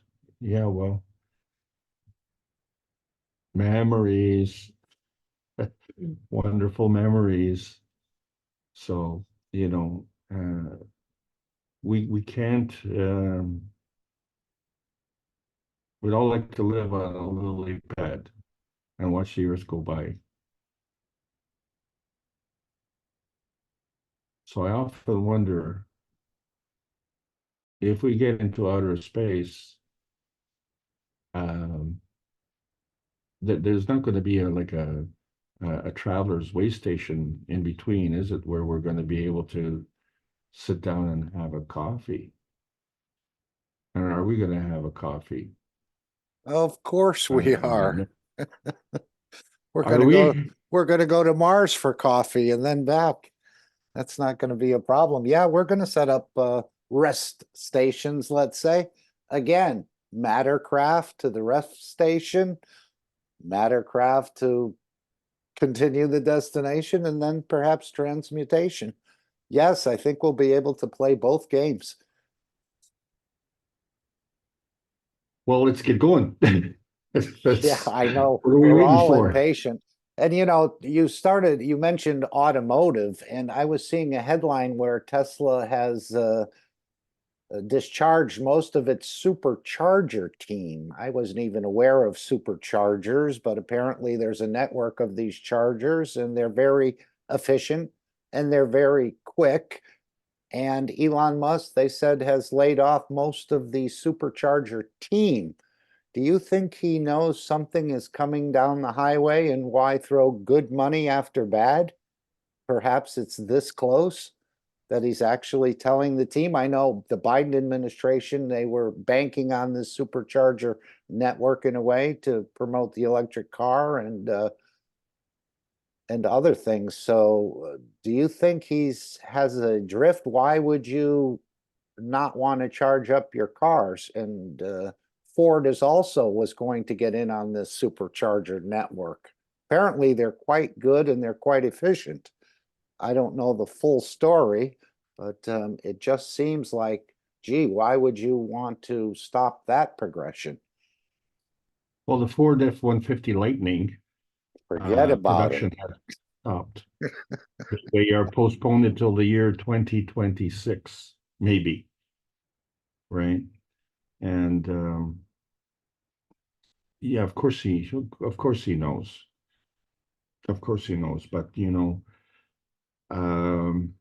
Right. He's one of the teams, I guess, that listen on top of the governments. And then you have some other scientific and other organizations probably listening in to see what they can, as he said, in the same line as Stephen Hawking, to see what they could perhaps take and use in their own manufacturing or their own writings from the Kesh Foundation. but Mark, to your first question, you know, about, you know, people coming to you, you know, say, well, we're going to go into manufacturing and use this technology, say, to make a lot of money. Yeah. So, you know, he has a lot of money. And has he, you know, really done anything for world peace? So it's has he done anything to find a cure for cancer? So that there's some things that just having money alone is not what it is, and so I guess one of the reasons that I didn't have too much respect for money all my life is because the money was there for a purpose, and we knew that the money couldn't buy happiness. But you know, if you have technology and you don't have the money, then you're looking for investors. And if you're an investor and you don't have the knowledge, then you're looking for inventors. And so everybody's looking for a place to put their money because of all the things that they can do is they know how to make the money. But if you remember, the way they made their money, generally speaking, is at the expense of others. So this is the way we conduct business. And would someone decide to make money so that they could, in the future, eliminate the need to make money at the expense of others? Well, if you're making something and then selling it, you're making money at the expense of someone else. Well, no, you are making a trade. You're trading the ability to produce this product, which has a purpose, and the person who's buying it is going to use that product for that purpose. And so that product and purpose has a worth. And so we have to figure out what it is, and so we exchange money for that. And the idea is that the money that we exchange for that product is worth less than the value of the product we're buying. Well, as I said last week, buddy there who's bought $140,000 pickup truck that 4 days later burnt on the highway, and his insurance company reimbursed him for $80,000, which represented a net loss of $60,000 in 4 days. Ooh, Is that probably, hurts. yeah, well, but I don't think he'd lend me $10 if I asked him. But oh yeah, well, just well, it's only 60,000. It just rolls off the end of your tongue and say, oh well, I lost 60,000, and then it becomes a badge of honor. Well, I can afford to lose 60,000. Well, if you can afford to lose 60,000, why don't you rent a home for somebody and take them off the street? It would be cheaper. It would only cost 12,000. You could help somebody. You could help somebody and save money at the same time. What a deal! Thank you. Claudia says, thank you, Alex. And Nikolai has put a question in. I'll read it, Nikolai, and maybe if you want to come in or ask or add to it. We make the assumption that washing machines require power to spin motors, and hair dryers require power to heat coils to move air at us. The plasma technology doesn't need motors. There are gradients in MagRav positions which will move the clothes in the washing machine from top to bottom, and field gradients to create, just a second, to create heat through the rubbing of the magnetic field. So what is it that we are powering?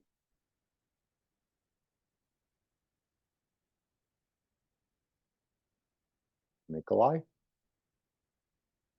Do you want to expand on that? Or again, it's pretty self. So if the fields Oh, are okay. moving, yeah, you can see the question in the chat. Thank you, Nikolai.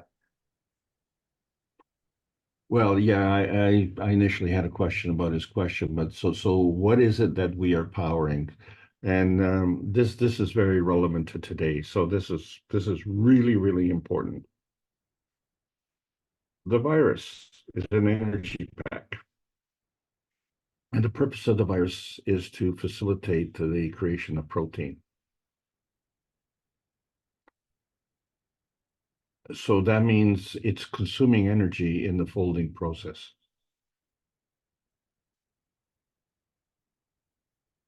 So if it's consuming energy, then the manifestation of what is left is what is being powered. And that was the key from the Columbia University teachings. They only talked about the manifestation of the folding. They didn't talk about what happened to the energy. There was no reference to input of energy. And so what we're powering is the manifestation. And where's that energy coming from? Well, that's really the question that we should be asking. And once we can create that energy when it's coming in, then we can start to relate to everything that we're doing. If we see that in the creation of whatever it is, that we're actually consuming that energy, in other words, splitting it up. So that becomes part of the sharing.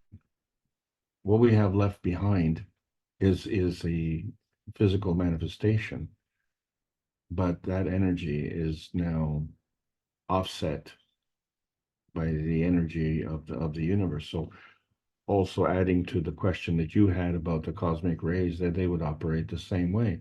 So as if a ray comes in and it gets absorbed, in the process of getting absorbed, it creates a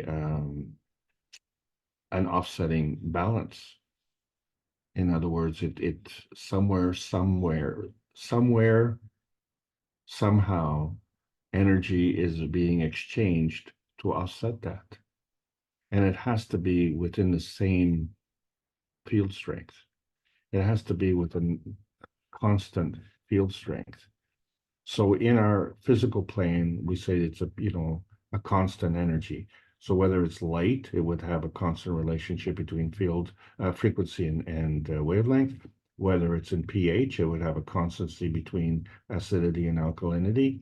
But when it comes to energy in the universe, so if you have a physical manifestation in one, then in some other area, you have a magnetical manifestation. And so what are the parameters that create this manifestation? That's the question that hasn't been answered. And the answer to this is that the field that is created is an inertia field. And so therefore an inertia field comes from the interaction of two other fields. And so one of them is the virus, and the other is the environment. The virus cannot dispose of its energy that it is carrying unless it has a gravitational force field to deposit that energy to. And it's not just going to dump the hydrogen there, it's going to have to be manifested into some kind of physicality. And to be manifested into that physicality, it has to have more density. So when we look at hydrogen, it always comes as two hydrogens.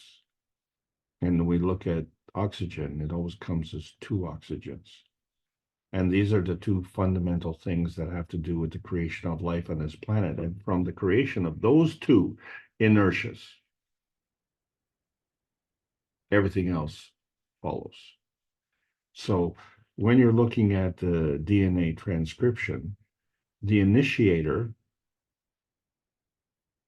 leads the way, and all the others, despite the fact there's billions of them, they only follow the rules of 64 codons. So all of these billions of DNA pairs follow the blueprint of 64 codons. And so there's always a balance. And you find that the 64 codons is an even number. So it's not symmetric. It's constant. The relationship is constant, the yin and the yang. And that, so the Chinese have known about this for over 2,000 years. Well, how come? How did they do this? So they did it. Obviously, they did it.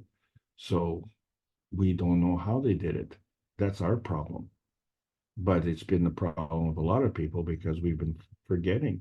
We forget how we got here. So the whole purpose of this teaching is to understand that principle. So the answer to what are we powering? We're powering the universe. The universe powers us, and we in turn power the universe. So the energy exchange is constant. That's the point. Thanks for your question, Nikolai. Thank you, Nikolai. Anyone else have an offering or a question or a statement they'd like to make, or an exception with what Alex has brought? That's always fine too. I don't think he'll take offense at that. And the different positions will create an interaction, which will start a creation. I was thinking maybe the first phase of these washing machines will have water, and the water will be heated again through the fields, but he talked about having a car wash or a washing machine, or perhaps even a shower stall without any water. If you can do it in a car wash, if you can do it in a washing machine, why would you have to go and take a shower in water? Would this be some sort of plasma dilution where you can not touch the clothes or destroy the clothes, but remove the stains and give it a freshness? And could that be the same with us? I can see the amount of water would definitely be conserved, whether it was a car wash, a commercial laundry, your home laundry, your showering. This will, could they be using plasma dilution technology to solve in a waterless system, perhaps? That may be another generation. As he said, these things will be developed in steps. And this might just be the first step of a self-operating or powering washing machine, and then go into the waterless machine. Well, we have to understand that our grandparents were hanging laundry on a clothesline. And, you know, so it's kind of unsightly when you see your neighbor's clothes, you know, hanging out in the backyard. And, you know, so, well, yeah, I don't want to see that. I just want to see the backyard. So, and of course, that was reinforced by the fact that we had washing machines and other things. And of course, we brought them inside the house.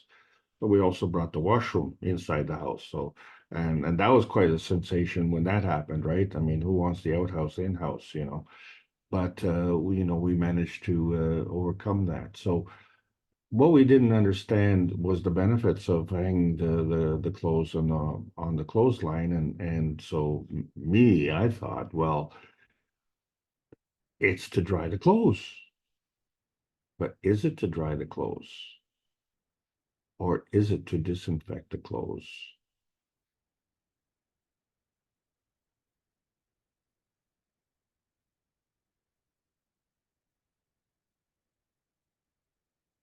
Could be.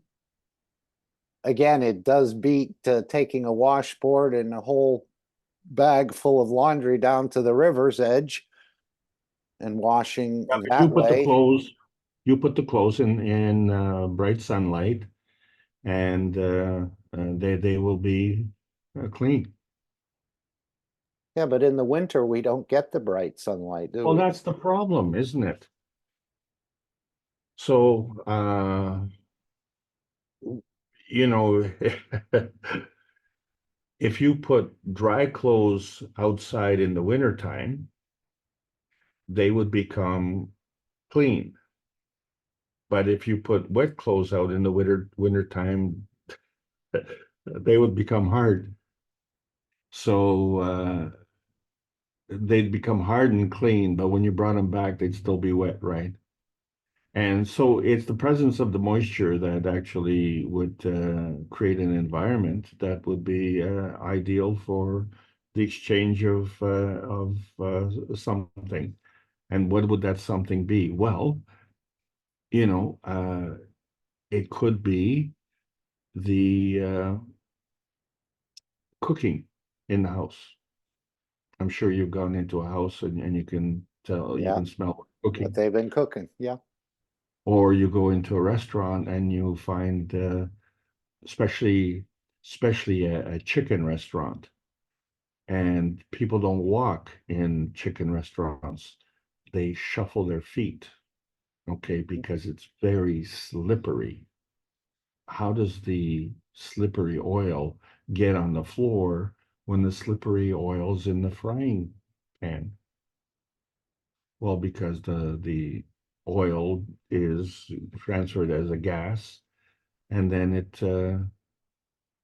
recombines into an oil. So that energy is exchanged. It goes into a gas because of the heat, and then through the process of cooling, it gives off the energy and goes back into an oil. But then it has to land somewhere. And so it lands on the floor, and you say, well, my God, were you spilling all the oil all over the floor? No, the oil just landed all over the floor. And then what's the best way to clean that floor? Well, the best way is to use a very strong alkaline water, which emulsifies the oil, and then you're able to clean that up without detergents. And I've been trying to show that to people, but they still want to use the detergent because that's how we've been conditioned. So, it all comes out. You have to make the choice. Do you accept the conditioning, or do you accept the changes? And then, you have to see, how's that going to change your life? And do you want your life to change? And so depending on the answer is how you navigate. And so we're doing that all the time, all of us. And this is where the daily grind, if you will, we have to make an analysis every day and answer this simple question: is this planet better today for me having been here? Is this planet better when I go to sleep than what it was when I woke up in the morning? Did I contribute anything? And some of us really, really have to grasp at straws. But even that is so gratifying and rewarding. And once you see that process, you may get a hunger to do more. And I think that's where all the knowledge seekers are at. That's one of the reasons we're all sitting here, if you will, on pins and needles with anxiety, because we know that finally we understand the truth, and we don't understand from our perspective why we don't want to accept that. Well, when we're talking about a society, we don't want to accept that. Well, it all has to do with the balance.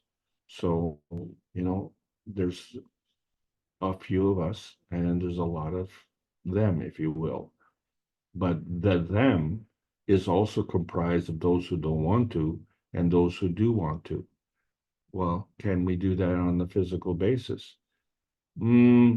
At a certain rate, yes. But if we look at the pH scale and each step is an order of magnitude, well, if we have 4 million followers, one order of magnitude would be for 40 million. Two would be 400, and three would be 4 billion. And 4 billion is half the world's population. I think the advertising agencies are going to have a great time if we need advertising. You see a commercial for a washing machine without water, and then you see a communication device, or some of these things will be coming across our internet instead of the silly things that we see to entice us to buy things we don't need. But we're going to be I think we're going to be quite happy to see such ads, even introducing people that aren't aware of what's in the market, let's say. So, and then of course you go to the plasmaceuticals instead of the pharmaceuticals. I think there's going to be a great time for advertising if we need it. I mean, it may spread quite quickly just through word of mouth, but I can see some very unique commercials being developed and explaining how these things sort of work. Not fully, of course, not all the things they're keeping in-house, the technology part of it, but just the new way of doing things. And then, of course, the car with the option of feeding you, perhaps, and maybe some other things, emotional balancing. I mean, this is just going to take a whole U-turn into what we've been used to seeing. And I think we'll look forward to these commercials, if there are any. Just thought of Well, that. there you go. you get in the car and you get fed, right? So, you know, the idea of driving to the grocery store or taking the family out to the restaurant is really you know, is disappearing as we speak right now.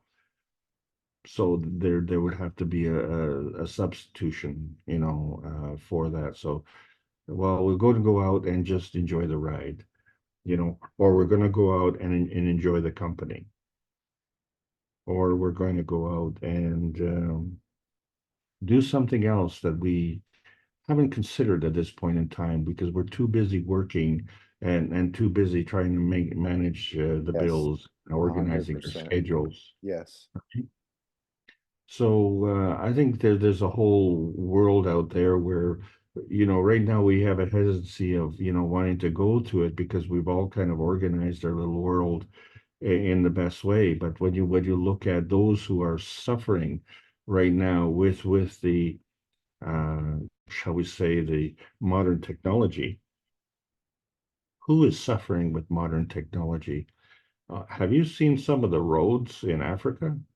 You know, and there are places that, you know, don't even have electricity. And you say, well, wait a second. I thought Tesla, you know, built a power station in Niagara Falls, you know, over 100 years ago. And what do you mean you don't have electricity? Yeah, they don't have electricity. Well, guess what? They don't have the bill either. So they'll be happy to change because for them, you know, it'll be a radical change in the quality of their life and for sure. Absolutely. We probably have 2 billion people without any regular electricity on this planet. And of course, the standard of living without electricity becomes much rougher, much harder. So they're going to welcome this with open arms. Yeah, I might want to go there because at least I'd be with a population that would appreciate it. So I think, Yeah, yeah, I agree. however, Yeah, however, in a couple of months' time, we'll be able to travel on short notice, you know, wherever we want to go without, you know, having to depend on a man-made vehicle.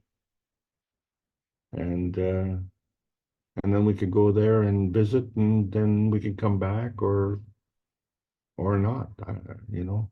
yes, we can all breathe easier. And I know that's a wish of Rick, that we end this pollution with the 10 million people, you know, being subject to air pollution and losing their physicality in so many ways. It's kind of an unseen thing that happens until it happens to you. Well, I want to thank you for leading the pack here, and I want to thank everybody for allowing me to continue to present. And I hope you've enjoyed it, and I hope you can take something away to teach others, because I think we're all clearly seeing that demands are increasing on our own personal resources. We are becoming part of the transition team, and the next person you talk to could be the benefactor. So please enjoy your journey. Thanks so much, Mark. Thank Hey. you, Alex. Yes. Hey guys, Hi, Nikolai. this is Alexander and Nikolai, Hi. the Canadians. How you guys doing? Oh, yes, yes. We saw you in the flight room. That's right. That's right. It definitely had a profound impact. We've been working diligently since the event, and we've actually been developing an app that we believe could unite humanity and basically build a new Earth from a place of love and oneness. And we actually had an interesting question to post to you guys just to get your feedback. Mr. Kesh actually said very recently in one of the teachings that when the Kesh Foundation has an app, the world will know peace. And we were both curious, what if someone was developing an app for the Kesh Foundation, what would you guys like to see on it? What would it do in its highest form? Well, I know he talked about the feeding, and then he talked about different Zoom rooms or different rooms you could go in. You want an apple, you dial this number. You want something else, you dial this number. And again, it wasn't that you're going to receive the apple, but you're going to receive the taste of the apple, perhaps, and the energy of the apple. So this is what the apps are showing in the store. There's all different ones for wellness and different things. Let me see if I can pull up the store here just for a moment. All right, I need to share the screen. Go ahead. Let's see if I can do that. Share screen. Here we go. Okay, and then we'll just put this here. And it's out of stock right now, but this is the comprehensive universal plasma coverage. If we click on that, I don't know if there's anything there. Yes, this is what he's saying. These would all become apps, a comprehensive wellness program, prevention, enhancement, recovery, comprehensive nourishment program. Obviously, they've shown this in Gaza, partial or full, depending if you maybe want to still have some food in the matter state. Comprehensive energy program, another app, I think, here for physical energy, power and lighting. Comprehensive transmutation facilities, local, international, or space. Comprehensive communication facilities. I think all these will be developed into an app. Is that everyone's understanding here? You can actually dial in for these sort of things. Mhm.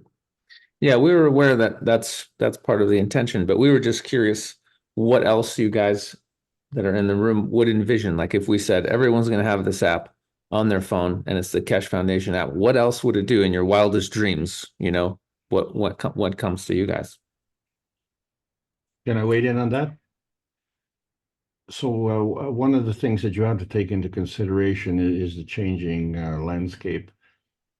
So the two dominant forces in the phone market, of course, is the iPhone and Android operating systems. But you know, Huawei has just come out with a new operating system as well. But what is different about that system is that it is also linking up the cell phone communication with the satellites, which is something the others can't do. And so that is going to be the new dominant connection.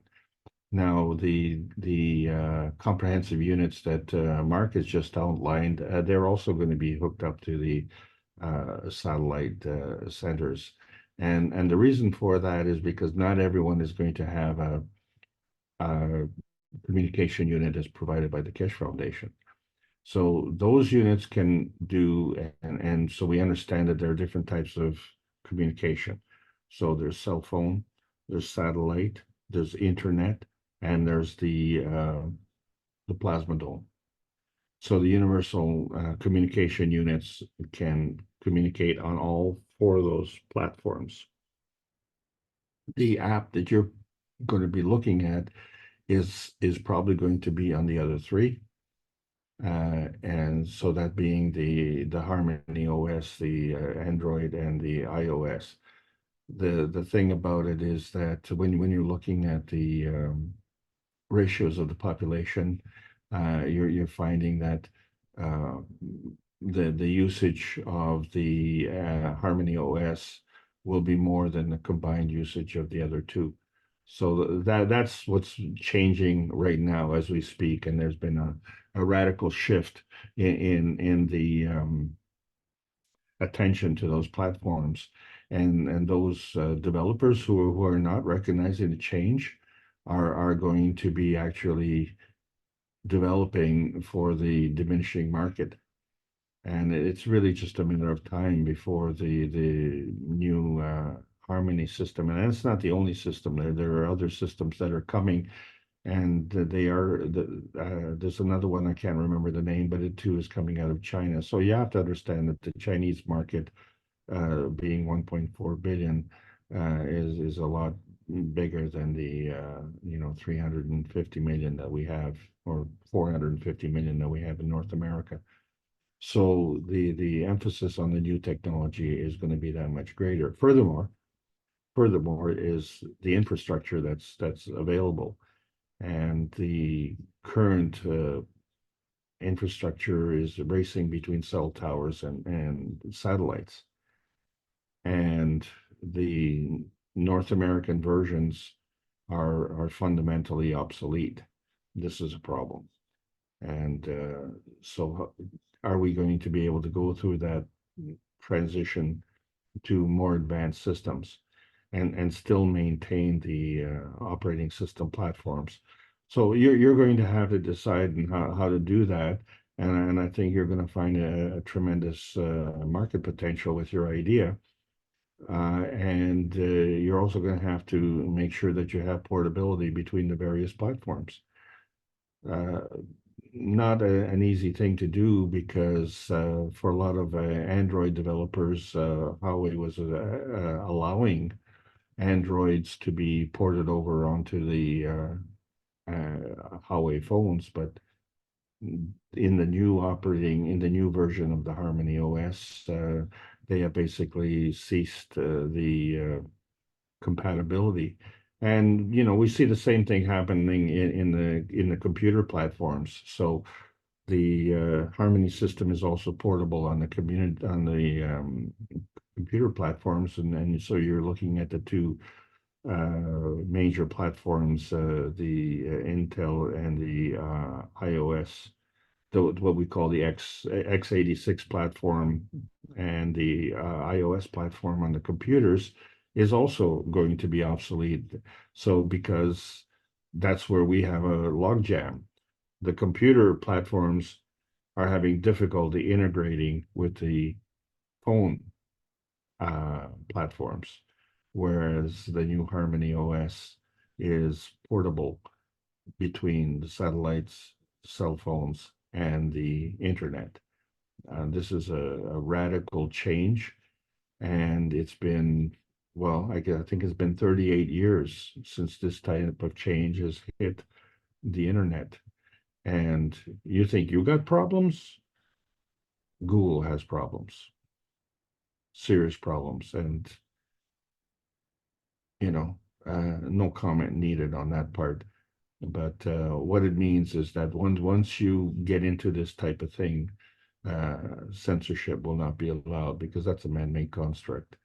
The God-made construct is you were born with all the knowledge. It's just a matter of you being able to be aware and tap into it. And because of our over dependence on the feedback dominance, we are not aware that we have this capability. So by enhancing the plasma dome, by enhancing the peace dome and feeding into that, you will be guaranteed success. So I hope you are well on your way in achieving that. I wish you all the best. Cool. Thank you for that. We were actually considering making a DApp that's decentralized on the blockchain because it's censorship resistant and it can't be taken down. If someone doesn't like it or some government doesn't like it, they can't do anything about it, really. It's just on the block, like Bitcoin. You can't take down Bitcoin, even if you don't want people to use Bitcoin. So that's something we've been considering looking at. And we also are investigating whether we could build it on the blockchain, but still have it on an iPhone, on a Android device, if there's a way to to do that. But we're doing our research, so we'll see how things unfold. You have to use the Telegram as a model as well, because they have gone with a very unique marketing plan, and just the way that they've organized their particular platform. And of course, in the process that they become a target. But right now, the way things are, they're fairly well resistant. But they have to understand, and they do understand, that there's a whole market that's coming up. So I think of all the markets that you're looking at, the one that's dying the fastest right now is the Android one, and in order for the iOS system to maintain its position, it isn't going to do that in the Chinese market. It is going to have to do that at the expense of others. Isn't it interesting how that self-serving energy binding works? Good luck with that. Thanks so much for your question. Good luck. Awesome. Thanks, guys. Anything else you'd like to add? On the I mean- app? Yes. Yeah, I mean, at some point, if you guys are interested, we could present you with our white paper. We worked on it quite hard, and it is, if it is what we think it is, it could really, it enables pretty much all beings on the planet to like as the world kind of goes into this period of chaos that we all kind of feel is coming, you know, economic instability, everything that's happening now. The app allows people to do what they love and use their life force energy to contribute into a network where they can basically give and help other beings with what they need with their projects, but then they receive basically like a reputation score and energy that they can then use to receive what they need. And basically it allows anyone to get what they actually need for their life without having to panic or struggle or do something that they don't like doing. And it allows actually humanity to find the projects that are the most in alignment for the good of all beings and actually launch those projects and support those projects. So it's basically, yeah, it came directly from Source. Source like was yelling at us very loudly that humanity needs this technology to transition into the new world. So we've been working on it pretty hard, and we're pretty happy with the paper. So at some point we'd love to present and just have everybody take a look and get your feedback on what we're doing. Maybe you'd like to let Mr. Kesh take a peek at some of the concepts, and he may offer some helpful insights to what you're working on. It's funny you mentioned that. We did send a message to Mr. Kesh because technically we signed the contract going through the thing. Any great ideas technically belong to the Kesh Foundation. So we actually sent him the papers, and he gave us a heart sign, so he gave us a thumb. So he likes what we're doing. And that's all we know so far. Well, remember we're having a rollout right now, and the current climate for these type of things in terms of a rollout is still there's still a lot of back pressure on it, and you understand our schedule, so you need to be prepared because I think we're less than 10 months away from changing the environment. That sounds exciting. So yeah, well, be very exciting when we all start to land in Washington, you included. I'm certainly looking forward to transmutation. That would be wonderful. I've never been a fan of security checks and TSA and all that. I'm ready to just. You're ready to get off the hesitancy highway, are you? I really am. I really am. If I want to be in Tibet tomorrow, that means, boom, I'm ready to do it. Awesome. But yeah, so yeah, if you guys are curious at some point when the time is right, we'd love to it's not too long a read, but it's quite powerful. And we had the realization that the downloads we've been getting, it just kind of lines up. Like if we went and built the app, it has so much good stuff in it. It wouldn't be that difficult to add in the frequencies and everything Mr. Kesh wants to do. So we thought it might be logical that what we've actually been working on may actually be the Kesh Foundation app. That's why we sent it to him first. Excellent. But I suppose time will tell if that's the case. Well, I just to encourage you, I think the construct is vital. So that white paper, would be more than welcome. As to the actual practical implementation of it, that requires a technological skill.